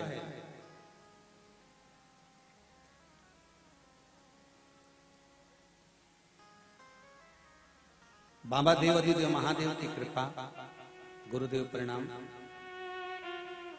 शिव कृपा क्या होती है मैं लिखना चाहती हूँ। मेरी जेठानी की तबीयत अचानक खराब हो गई और उन्हें हॉस्पिटल में एडमिट करना पड़ा। कुछ समय के बाद डॉक्टर और नर्स सभी ने थोड़ी देर में कह दिया कि इनकी तो डेथ हो गई है, इनके प्राण नहीं है। अब इनका शरीर पे लिखा है डेथ हो गई है, प्राण नहीं है, प्राण समाप्त हो गए। सूचना घर पर आई कि जेठानी के प्राण छूट गए। मैंने पति को कहकर श्री शिवाय नमस्तुभ्यं का जाप कर कर शंकर भगवान को जल चढ़ाया और शिव जी से प्रार्थना करी और पति से कहा कि तुम जा रहे हो हॉस्पिटल तो एक बार जेठानी के कान में श्री शिवाय नमस्तुभ्यं मंत्र तो बोलना और शंकर का नाम लेकर हिला तो देना। अगर मेरा बाबा चाहेगा तो मैंने शिव पुराण सुनी है, चमत्कार बहुत देखे हैं शिव पुराण के, तो प्राण वापिस लाए। पत्र में लिखा है दीदी आपने, मेरा पति हॉस्पिटल गया, सूचना मिली थी कि मर गई और पति ने जाकर जब कान में श्री शिवाय नमस्तुभ्यं का मंत्र बोला और जेठानी को जमकर हिलाया, उसके प्राण वापिस आ गए और वो उठकर बैठ गए। ये पत्र है, ये पत्र है। बैठो बहन, हर हर महादेव। शिव कृपा किसको कहते? तेरी कृपा बिना न हिले एक भी लेते हैं श्वास तेरी कृपा से तनु तनु। शंभु की कृपा। एक पत्र और है बड़ा सुंदर,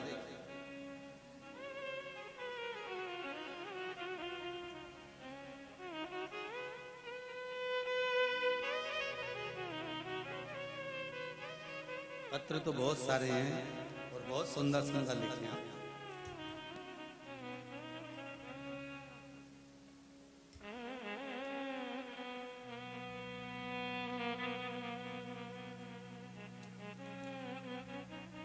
पत्र गुड्डी जी पवार, हनुमान मंदिर, टीला जमालपुरा, भोपाल से आए हैं। कहीं बैठी हो तो हाथ हिला सकते हैं। कहीं दिख रही हैं क्या? अच्छा इधर दोनों हाथ हिला दो माता जी। हर हर महादेव।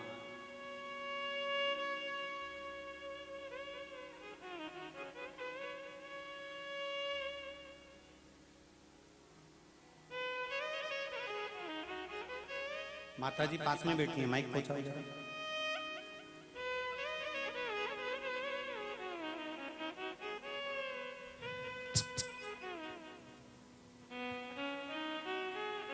माता जी ने पत्र में लिखा है, गुरुदेव मेरी बेटी का रिश्ता नहीं हो रहा था। बाबा देवाधिदेव महादेव से प्रार्थना करी, विश्वास कर बेटी के लिए भगवान शंकर से प्रार्थना करी और शिव महापुराण की कथा को श्रवण किया। हाँ माँ, माइक पहुंचा आपके पास में। श्री शिवाय नमस्तुभ्यम। शिवाय नमस्तुभ्यम। कहाँ से आई है बहन? भोपाल से। जी क्या नाम है आपका? गुड्डी पंवर। गुड्डी पंवर जी। श्री शिवाय नमस्तुभ्यम। श्री शिवाय नमस्तुभ्यम। आपने इसमें लिखा है मैंने बेटी के लिए, हाँ गुरुजी। अब बेटी का संबंध हो गया, पक्का हो गया। बधाई हो आपको बहुत बहुत, बेटी के संबंध पक्का होने का। 6/10/2021 को पहली बार कुबेरेश्वर धाम आई थी, इसमें पत्र में लिखा है आपने। सही है? 6/10/2021 को पहली बार कुबेरेश्वर धाम आई थी और बाबा से कहकर आई थी कि मेरी बेटी का विवाह पक्का हो जाए।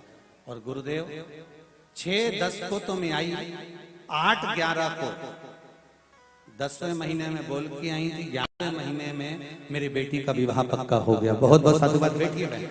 हर हर महादेव। महादेव। शिव कृपा ही इसको। अब दिल से श्रवण तो करो। आप शिव महापुराण की कथा को जितने लोग सुन रहे हैं, फिर निवेदन करूंगा, अगर दिल से सुनी है तो 3 महीने में अगली कथा जहां होगी ना, वहां तुम भी बैठे मिलोगे। 3 महीने बाद वापिस वहीं मिलने वाले कि बाबा ने मेरा ये कार्य कर दिया और मेरे को यहां बुलाया। शिव कृपा है। शंभु शरणे सब गाइए। मां घड़ी रे घड़ी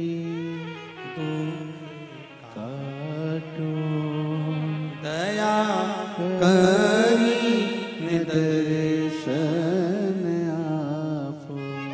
शिव कृपा होती है ऐसे। जब कोई कार्य ना हो फिर निवेदन करूंगा।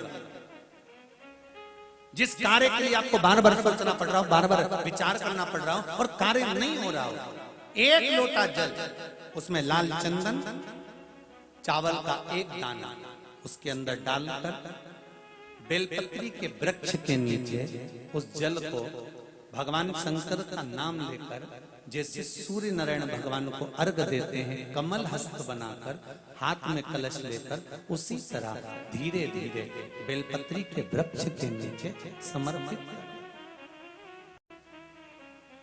और बाबा से निवेदन कर कर आए कि बाबा मेरा ये कार्य है, विश्वास है मेरा शंकर पर, आप आओगे 15 से 20 दिन होंगे और बाबा आपका कार्य कर देगा। आप जल चढ़ाओ तो शंकर को, आप बेलपत्री के वृक्ष के नीचे जल चढ़ाओ तो, आप शिव का स्मरण करो तो,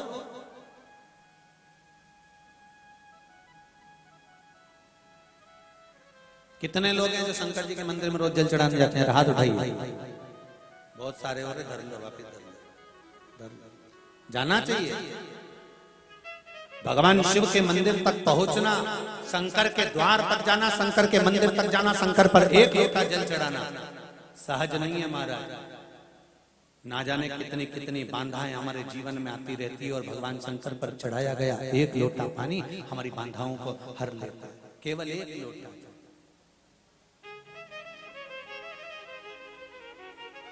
मात्र एक लोटा।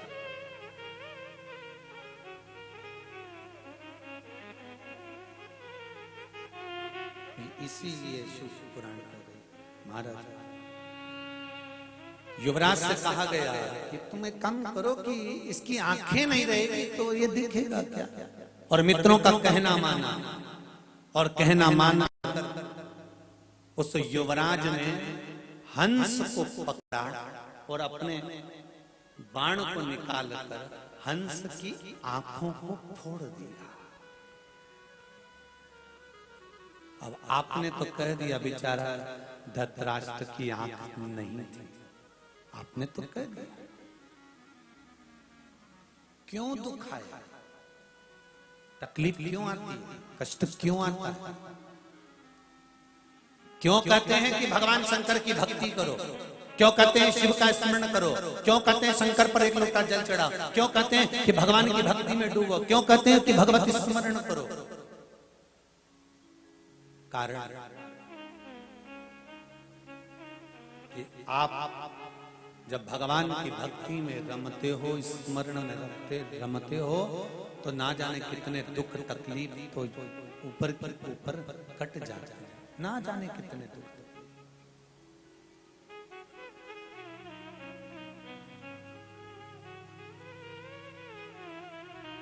महाराज कितनी माताएं और कितने भाई बैठे हैं जिनके नवरात्रे की भी व्रत है? जरा हाथ उठाइए। नवरात्रे की भी व्रत है? रख, बहुत बढ़िया।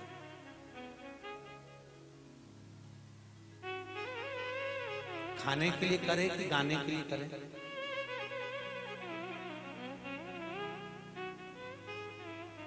जम के बोलो, 3 तरह के लिए व्रत किए जाते हैं। पहला खाने के लिए, दूसरा गाने के लिए, तीसरा जाने के लिए।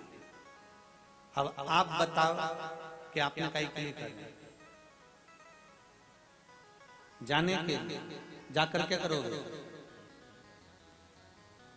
तो यहीं कर लो ना, ऊपर जाके भी तो श्री शिवाय नमस्तुभ्यम करोगे तो अच्छा यहीं कर लो। व्रत ना खाने के लिए होना चाहिए, ना जाने के लिए होना चाहिए। व्रत केवल गाने के लिए होना चाहिए कि मुझे भगवान का गुणगान गाना है, और परिवार को उस गुणगान के बल पर भगवत स्मरण में, भगवत भक्ति में, भगवत नाम में मुझे डुबोना है परिवार।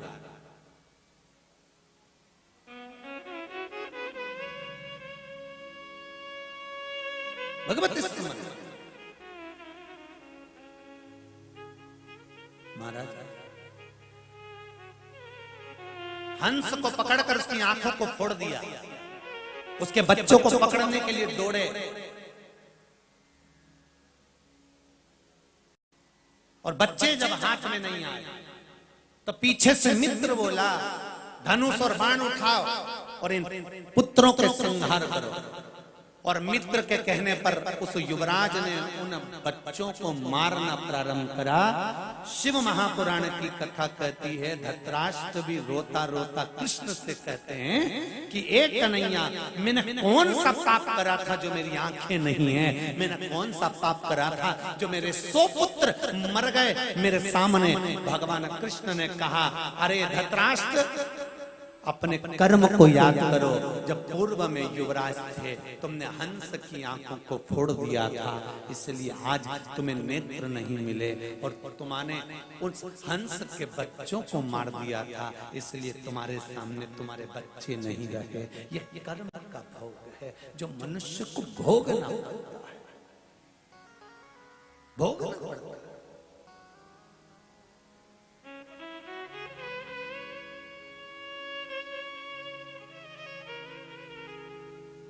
सुनो धृतराष्ट्र, अभी भी कुछ नहीं बिगड़ा। तुम्हारे बेटे चले गए ना, मेरे कृष्ण कह रहे, अगर तुम्हारे बेटे चले गए जान लो, आंखें नहीं है जान लो, एक काम करो, वन में चले जाओ। विदुर जी ने भी यही समझाया था धृतराष्ट्र को कि गांधारी और धृतराष्ट्र तुम वन में चले जाओ और भगवान की भक्ति में लग जाओ। किसकी भक्ति करें? तो कहा पार्थिव शिवलिंग का निर्माण करो। पार्थिव शिवलिंग हम कैसे बनाएंगे? कौन बनवाएगा पार्थिव शिवलिंग? कौन निर्माण करवाएगा पार्थिव शिवलिंग का? वन में जाकर हम करेंगे क्या? विदुर जी ने कहा था मन में अगर भाव है पार्थिव शिवलिंग बनाने का, पूजन करने का, तो उसकी व्यवस्था स्वयं भगवान शंकर ही करते हैं, कोई दूसरा नहीं कर सकता, कोई दूसरा नहीं करेगा। अगर रायसेन वालों के भाग्य में शिव पुराण थी, पूरी ये अमरनाथ सेवा समिति, मिश्रा जी लिए कथा अमरनाथ सेवा समिति उसमें जुड़ी और कथा को करवाया। अर्थात कहीं ना कहीं आपके भाग्य में वो जुड़ा हुआ था। और व्यवस्था किसको करना है? भगवान को। कराना किसको? ईश्वर को। आप विचार तो करो कि मुझे कथा में जाना है, यहां तक छोड़ने की जवाबदारी भी शंकर की और यहां से लेकर जाने की जवाबदारी भी शंकर की है। तुम सोचो तो पहले, विचार कर कर देखना। घर में बेटा भी कहीं गया हो, पति भी कहीं गया हो, और तुमने मन बनाया कि हमारे नगर में, हमारे क्षेत्र में, हमारे पास में 40-50 किलोमीटर दूरी पर कथा हो रही है, मुझे जाना है। बस तुमने विचार करा, बाहर निकले और मन में विचार रखकर जिस शंकर जी के मंदिर में लोटा भर के जल चढ़ाने जाते हो, उस शंकर जी के मंदिर में 2 मिनट बैठना, 4 माताएं जहां पर इकट्ठी हो वहां जाकर बोल देना कथा हो रही है रायसेन में, शिव पुराण चल रही है रायसेन में, एक बार मन कर रहा है कथा में जाए। इतना शंकर के सामने कहकर देखो, शंकर जी गाड़ी लगवाएगा, शंकर जी लेकर आएगा और शंकर जी छोड़कर आएगा। शिव करेगा, तुम्हें नहीं करना है कुछ। घर में बैठे हो और कहीं का हारन बजाकर कहेगा काकी चल रही क्या रायसेन, शिव पुराण हो रही है, गाड़ी खाली है। अब मन में तो लेके बैठी थी, मन कर रहा था, शंकर ने सुन लिया, चलूं मैं तो अभी, और तुरंत उन्हें पटला पटली लगाया और ठोस और चल धम धम से बैठा। अब बेचारा वो गाड़ी में 2 थे, एक की जगह थी, अभी उनको क्या मालूम था कि काकी भी 4 के बराबर थी।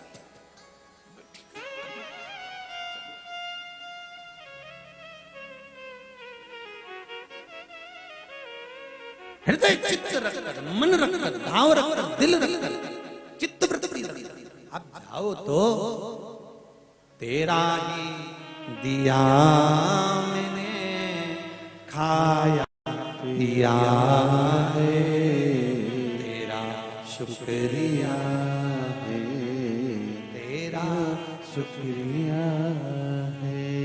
मुझे बोले बाबा ने बहुत दे दिया है, तेरा शुक्रिया है, तेरा शुक्रिया। उस पे विश्वास करोगे तो सुनेगा। एक पत्र में लिखा है किसी ने, देखो,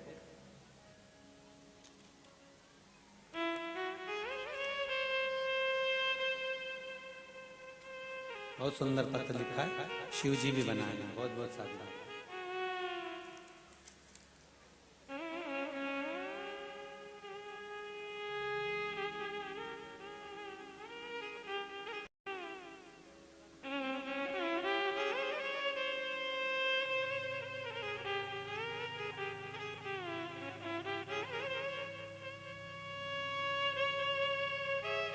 श्रीमती ज्योति सक्सेना विदिशा से हैं, कहीं बैठी हो तो हाथ हिला सकते हैं।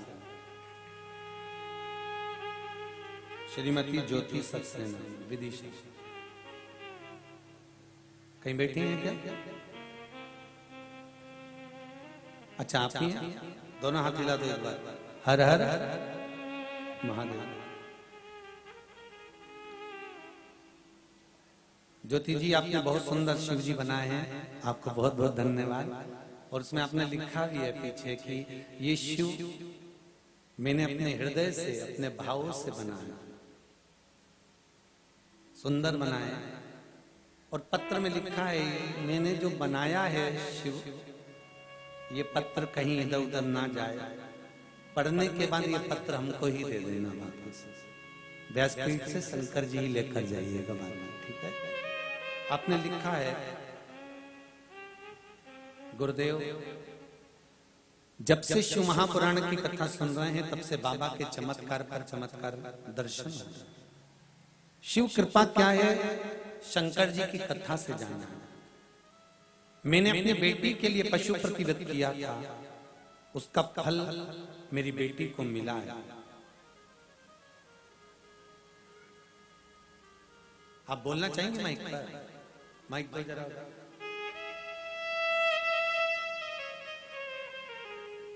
दो तीन चीज आपने लिखी। एक कोरोना महामारी के अंतर्गत 18 सदस्यों को पॉजिटिव था, पर बाबा की कृपा ऐसी रही, सब ठीक हुए और सब पर शिव की कृपा रही। साथ में लिखा है आपने मेरी बेटी के लिए व्रत किया था और बेटी ने कहा था कि माँ 12th का एग्जाम दे रही हूँ, आप शिव महापुराण की कथा सुनती हो, मैं भी देखना चाहती हूँ शंकर का चमत्कार क्या होता है, मेरी फर्स्ट रैंक आना चाहिए। और मेरी बाबा की कृपा ऐसी हुई कि मेरी बेटी को 97% प्राप्त हुए हैं 12th में। कहाँ से आई है जी? विदिशा से। गुरुजी श्री शिवाय नमस्तु। श्री शिवाय नमस्तुभ्यं बहन, बहुत बहुत धन्यवाद। क्या नाम है दीदी आपका? ज्योति सक्सेना जी। बाबा ने क्या कृपा करी? बाबा ने तो बहुत कृपा करी है। मैंने पत्र में भी लिखा है जी, कि जी। जितना भी बखान करूं गागर में सागर भरने के समान है। वो पत्र में तो मैंने बहुत ही कम लिखा है।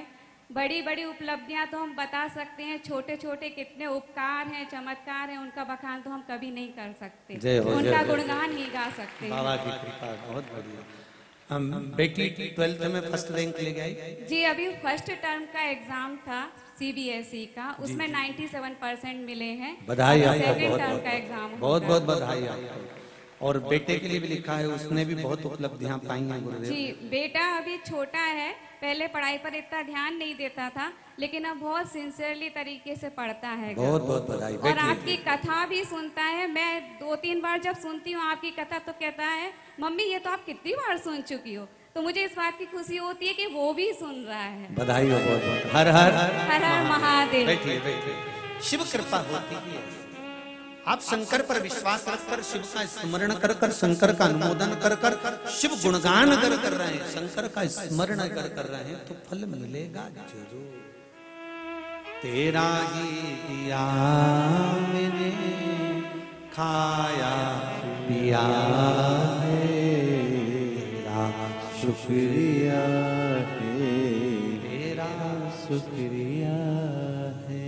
मुझे भोले बाबा ने बहुत दे दिया है, तेरा शुक्रिया है, तेरा। शुक्रिया है। उसकी कृपा ना हो तो एक पत्ता ना हिले। एक गलती करी युवराज ने, एक हंस को पकड़कर उसकी आंखों को फोड़ दिया। हंस तो अंधा हो गया, जिसने फोड़ा उसको भी तो अंधा होना पड़ा। उस हंस के बच्चे मर गए तो क्या धृतराष्ट्र के बच्चे नहीं मरे? वो भी तो मरना पड़ा, प्राण तो उसके भी छूटे हैं। धृतराष्ट्र रोते रोते पूछते हैं विदुर जी से, और रोते रोते पूछते हैं भगवान कृष्ण से कि इसका अगला जन्म मेरा सवर जाए और मुझे भगवान का दर्शन हो जाए, उसके लिए मैं क्या करूं? मेरे नेत्र तो अंधे थे, आंखों से अंधा हूं, मैं देख नहीं पाया, पर कुछ क्षण के लिए मेरे नेत्र भगवान का दीदार कर लें, उसके लिए मैं क्या क्या विदुर जी ने कहा, भगवान की भक्ति धारण करो, शिव स्मरण करो। अगर मैं पार्थिव शिवलिंग का निर्माण करूंगा तो शिवलिंग बनाएगा कौन? मिट्टी लाएगा कौन? गांधारी ने आंखों पर पट्टी बांध कर रखी है, मेरे नेत्र नहीं है, इस शिवलिंग का निर्माण कौन करेगा? इसको बनाएगा कौन? इस शिवलिंग को बनाकर पूजन कौन करवाएगा? तब व्यवस्था वो करे, व्यवस्था तुम्हें नहीं करना है, वो आप अपने बच्चों को खुद का मानती हो ना, इसलिए तकलीफ भोगना पड़ता है। बच्चे जब गर्भ में थे, उनको गर्भ में भोजन कौन देता था? तुम अपने हाथों से खिलाने जाती थी क्या? बोलते जाओ जरा, जाती थी? नहीं। बच्चा गर्भ में था, उसको दवाई देने कौन जाता था? कौन?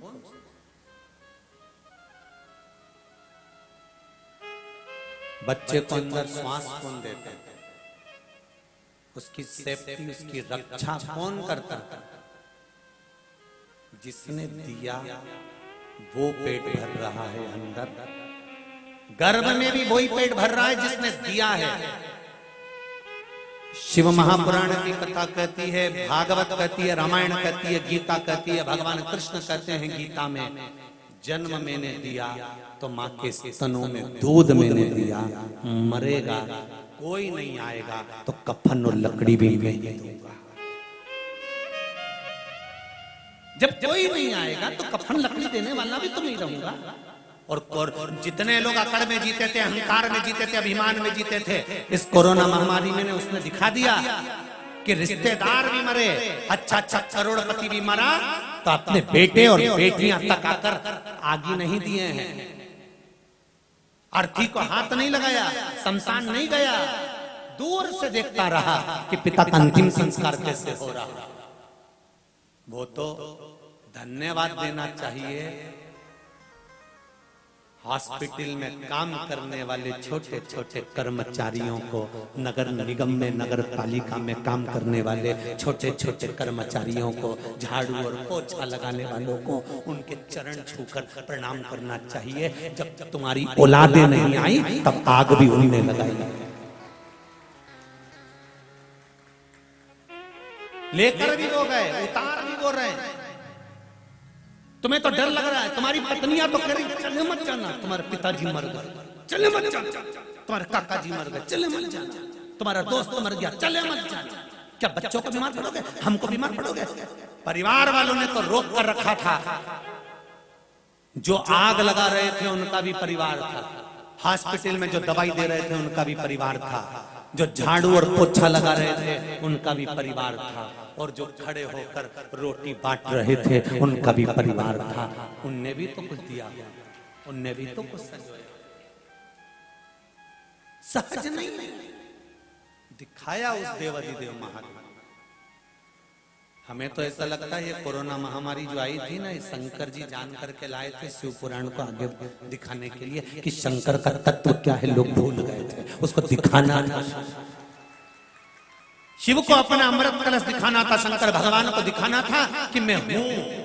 और मृत्यु लोक में ब्रह्मा ब्रह्मलोक में है, भगवान विष्णु वैकुंठ लोक में है, और मेरा देवाधिदेव महादेव मृत्यु लोक में कंकर और शंकर बनकर विराजमान है। ये मेरे शंकर को यहाँ दिखाना था, इसलिए शिव तत्व को जानने के लिए, जनाने के लिए मेरे शंकर ने ये कुछ लीला रचा।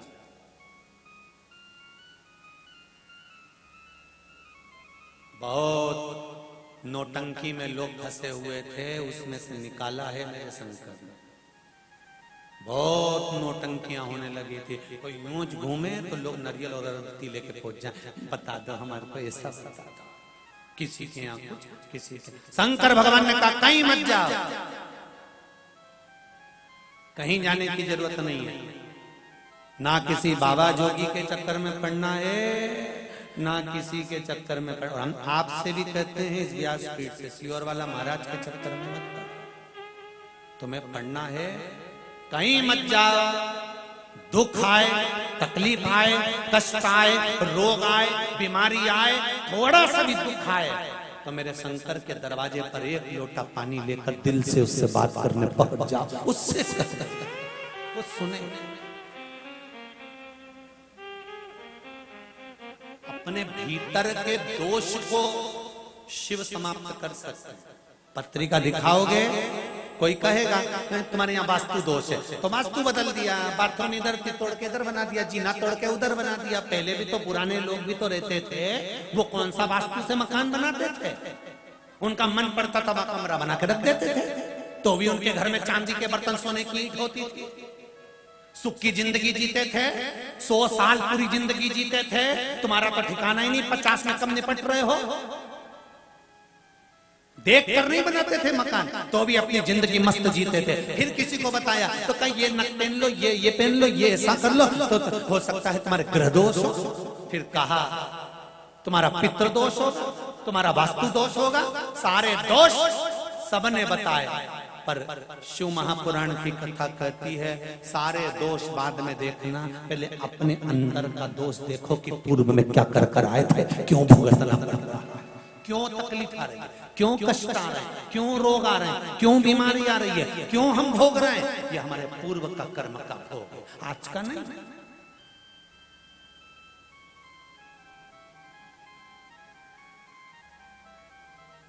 अच्छा करो, अच्छा मिलेगा।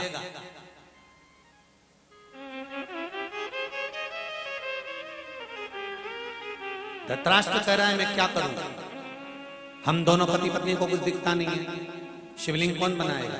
शंकर जी ने व्यवस्था कर दी। पांडवों ने कहा अपनी माता कुंती को, जब जाने लगे बद्रिकाश्रम के लिए, तब पांडव अपनी माता से कहते हैं माँ तुम भी चलो हमारे साथ। माँ कहती है मैं अपने धृतराष्ट्र और गांधारी ये आंख से अंधे हैं, मैं इनकी सेवा करूंगी। इतने में नकुल कहता है माँ तुम्हारे 5 पुत्रों को मारने के लिए जिसके पुत्र तैयार खड़े थे, जिस धृतराष्ट्र ने भीम को मार देना चाहा, तुम उसकी सेवा करने जा रहे हो? तो कुंती कहती है उसके कर्म का दंड वो भोगेगा और हमारे कर्म का दंड हम भोगेंगे। परिवार में कई बार ये बात खड़ी हो जाती है, परिवार में कई बार ये सुनने को मिलता है उसने ऐसा करा तो हम काय को करें, वो हमारे घर शादी में नहीं आया तो हम काय को जाएं, वो तुम्हारे घर में शादी में नहीं आया, उसने अगर तुम्हारे यहाँ पत्रिका पहुंचाई है तो एक से बढ़कर एक साड़ी पहनकर और चोटा चोटी कर कर शान सत्ता से जाओ, ये दिखाने के लिए कि तुम नहीं आए पर हम तुम्हारे यहाँ गए, ये देख, और शान सत्ता से जाओ। क्यों मना करो, हम नहीं जाएंगे, हम नहीं जाएंगे, हम क्यों जाएं? उसने करा, उसने काम नहीं करा तो हम क्यों करें, उसने ऐसा करा तो हम क्यों करें? तो उपत के करो साहब, उपत के करो। कई बहुओं की आदत होती है, जेठानी से लड़ाई हो गई तो देवरानी बोलना बंद कर देती। काय को बोलना बंद करे? देवरानी से लड़ाई हो गई तो जेठानी ने बोलना बंद कर दिया। क्यों बंद करो? साथ में रोटी चरो, एक साथ कितना भी झगड़ा करो, लड़ाई करो की बात करो, पर भोजन करने के लिए मना के ला। जी चल, बोल मती तुम उससे, तेरा मुंह मत दिखाना। अरे चल तो हो, चल चल चल। देख मेरा दिमाग खराब हो गया, पानी ला दूं धो ले। देख फालतू की बात करे मत मेरे से, मेरे को रोटी नहीं खा, मैं भी नहीं खाऊंगा, मत खा, तो तेरा प्राण खाऊंगी। जा मोबाइल उठा लो जेठानी का, ले लाख खोल तो इसका, खुलवाऊं लाख अभी? चुपचाप बैठ जा, तेरे से झगड़ा हुआ, तू ये मेरे कमरे में क्या कर रही? चल निकाल, नहीं जाऊंगी, जा। और अलमारी खोलो, जेठानी क्या कर रही है? बस पिछले महीने वाली मेरी पीली साड़ी नहीं मिल रही, उसको ढूंढ रही। तू ढूंढ रही तो क्या मैं चोर हूं? और क्या, अकेले चुपचाप जाके नीचे खाके बैठ गए और झगड़ा कर लिया। मैं भूखी लगी, चल उठ यहाँ से, और हाथ पकड़ के गले लगाकर दिल से लेकर फिर रसोई घर में आ जाओ। ये प्रेम होता है। झगड़ो लड़ो भी बात करो, पर प्रेम सबसे ज्यादा। पति पत्नी झगड़ ली, अदालत में पहुंच गए, तलाक के लिए बात चलने लगी। क्यों झगड़ो?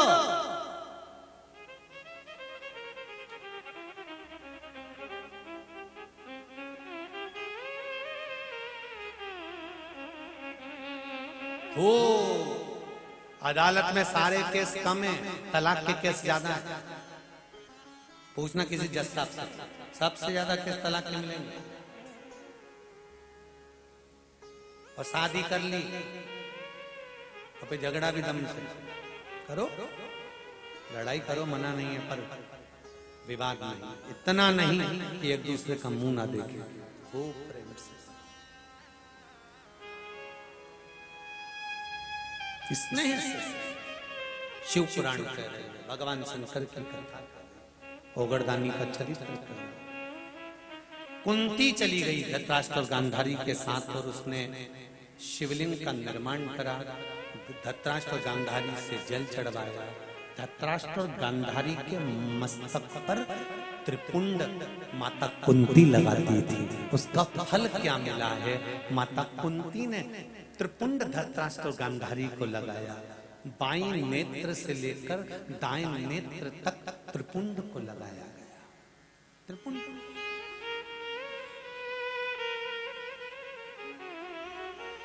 आकाश, पृथ्वी और जल, ये त्रिपुंड के भीतर होता है।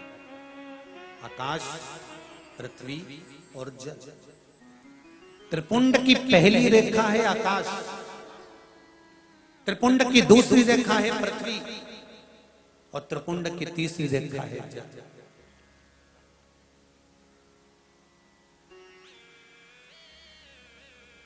शिव पंचायत, शिव महापुराण की कथा भी बातचीत थी छत्तीसगढ़ में, सुनी थी आप लोगों ने? किस किस ने सुनी? जरा आप उठा, सबने सुनी? धर लो वापिस धर लो, ठीक है। उसमें बताया था आकाश कौन है?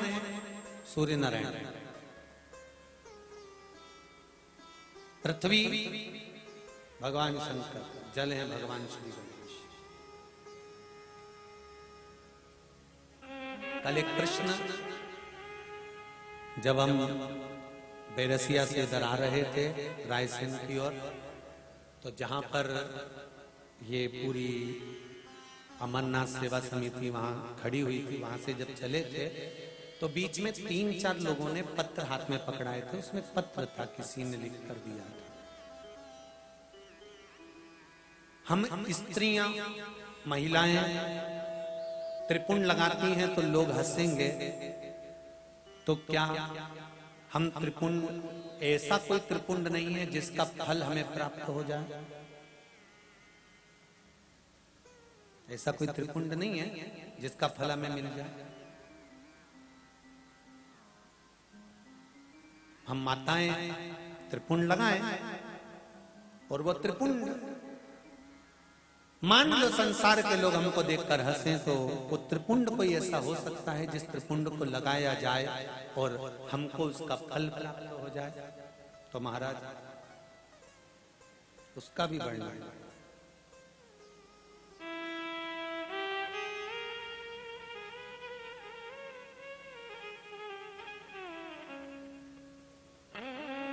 शंभो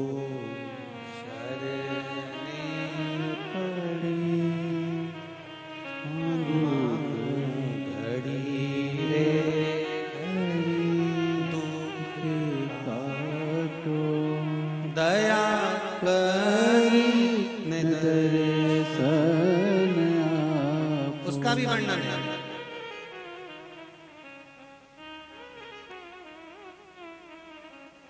कालग्नि रुद्र उपनिषद के अंतर्गत वर्णन आता है।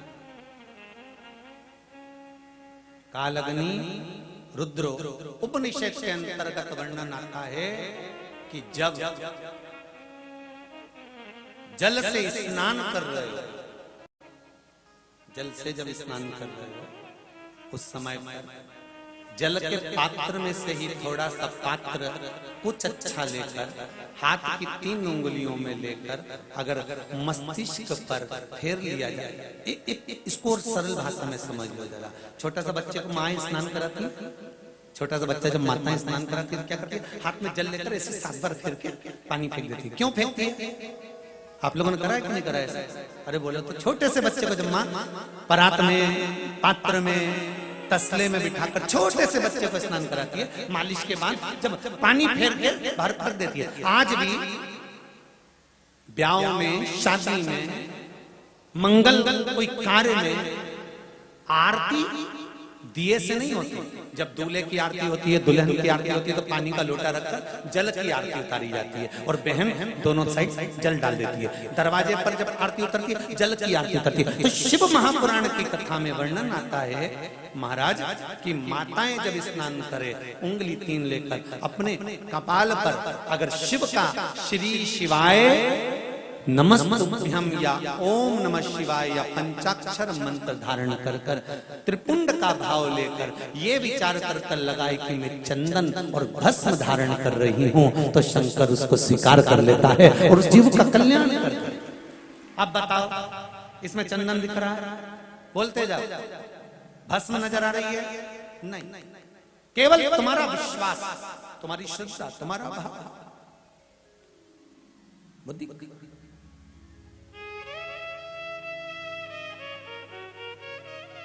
वो नजर आ रहा है, शिव तक। तो महाराज आज माता कुंती ने त्रिपुंड,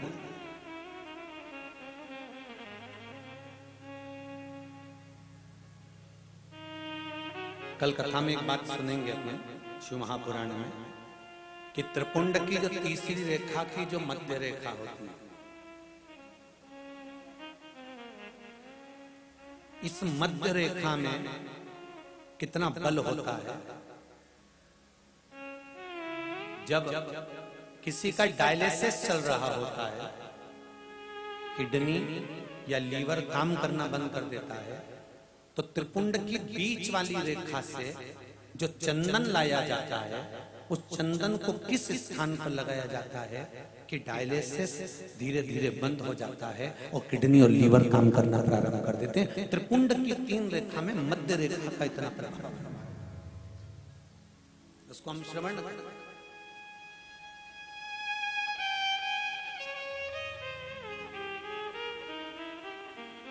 सत्यम शिवम, भगवान शिव का स्मरण, भगवान शिव की भक्ति, भगवान शंकर का रसास्वादन, भगवान शंकर का एक अनुमोदन हमारे जीवन को कितना सुख प्रदान करता है, कितना आनंद प्रदान करता है, कितना एक फल प्रदान करता है, ये हम जान सकते हैं, हम प्राप्त कर सकते हैं। महाराज शिव महापुराण की कथा कहती है, माता कुंती ने धृतराष्ट्र गांधारी के मस्तक पर त्रिपुंड लगाना प्रारंभ करा। एक दिन पूछा गया इस त्रिपुंड का महत्व क्या है। माता कुंती ने धृतराष्ट्र और गांधारी के सम्मुख में इसका वर्णन भी किया है। महाराज यहाँ शिव महापुराण की कथा कहती है, एक बिंदुक नाम का ब्राह्मण जो धन चोरी कर लाया था,